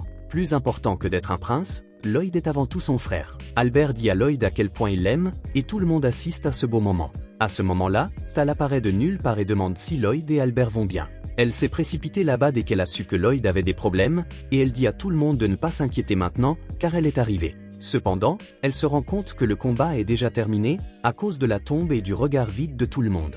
Tal s'enfuit, honteuse, mais les autres la suivent pour la remercier de ce qu'elle a fait l'autre jour. Grimm est surpris de voir que Lloyd veut vraiment que les assassins soient ses serviteurs. Lloyd essaie de dire qu'il n'est intéressé que par leurs compétences, mais Grimm se rend compte qu'il y a plus que cela. Quelque temps plus tard, une fête du thé est organisée, mais Tal est très nerveuse à cause de toute la royauté présente. Albert lui assure qu'elle peut se détendre, mais Tal finit par se sentir trop à l'aise et se met dans une situation délicate lorsqu'elle traite Sylpha de servante stupide et lui ordonne de servir le thé. Les deux femmes commencent à se disputer et les assassins disent qu'ils aiment les fêtes animées comme celle-ci. Certains invités finissent par boire un peu trop et portent un toast à Jade pour lui dire au revoir. Talia veut qu'Albert prenne un verre, mais il souligne qu'il est en train de mener des affaires officielles en observant les assassins. Cependant, Talia insiste et utilise son pouvoir pour partager son verre avec Albert. Les autres sont choqués de voir qu'elle l'a vraiment fait et se demandent ce qui va se passer. Albert finit par se mettre en colère lorsqu'il se souvient que les assassins n'ont jamais expliqué pourquoi ils portaient les vêtements de Lloyd. Tout le monde s'amuse, mais il remarque que Ray n'est pas là. C'est parce que les filles sont retournées au château et profitent de l'eau chaude et fumante pour prendre un bain. Ray déclare qu'elle veut travailler pour Lloyd, tout comme Sylpha, mais Sylpha lui explique qu'elle doit demander directement à Lloyd. Ray est surprise lorsque Lloyd apparaît et lui permet de rester à ses côtés. Sylpha explique qu'elle a traîné Lloyd jusqu'au bain parce qu'il était sale et couvert de boue. Elle empêche Lloyd de s'enfuir discrètement et Ray se demande s'il est vraiment juste qu'elle reste aux côtés de Lloyd. Elle a déjà blessé beaucoup de gens dans le passé, en plus, elle est venimeuse. Ray est choquée lorsque Lloyd lui dit sans détour qu'elle a beaucoup à améliorer et qu'elle devrait commencer par cesser de s'appeler Blighted. Il lui explique que si elle apprend à vraiment comprendre son pouvoir, elle pourra devenir pharmacienne ou fabriquer des médicaments. Ray n'arrive pas à croire qu'elle puisse vraiment aider les gens avec son pouvoir et Lloyd lui dit qu'elle doit l'étudier davantage. L'esprit de Ray se remplit de souvenirs de toutes les personnes qui l'ont détestée à cause de son venin, de la façon dont elle s'est détestée elle-même pour cela. Mais Lloyd l'a accepté sans hésiter et elle se rend compte maintenant que Lloyd ne l'a jamais traitée de « détruite » une seule fois. Lloyd lui conseille de travailler dur avant de partir et Ray promet qu'elle fera de son mieux. Plus tard, tout le monde se prépare à rencontrer le roi et Lloyd craint qu'il ne soit en difficulté. Mais le roi est en fait très fier de ses enfants. Pendant ce temps, dans le sous-sol, Green fait le ménage et est heureux de voir que Lloyd fait ce qu'il aime le plus, à savoir apprendre la magie. Et voilà, notre vidéo est terminée. Si vous l'avez aimé, n'hésitez pas à la liker, à vous abonner à la chaîne et à activer la cloche pour ne rien manquer. Et à laisser un commentaire ci-dessous, j'adore la magie, pour que nous sachions que vous l'avez regardé jusqu'à la fin. Et puis, à bientôt, merci, salut.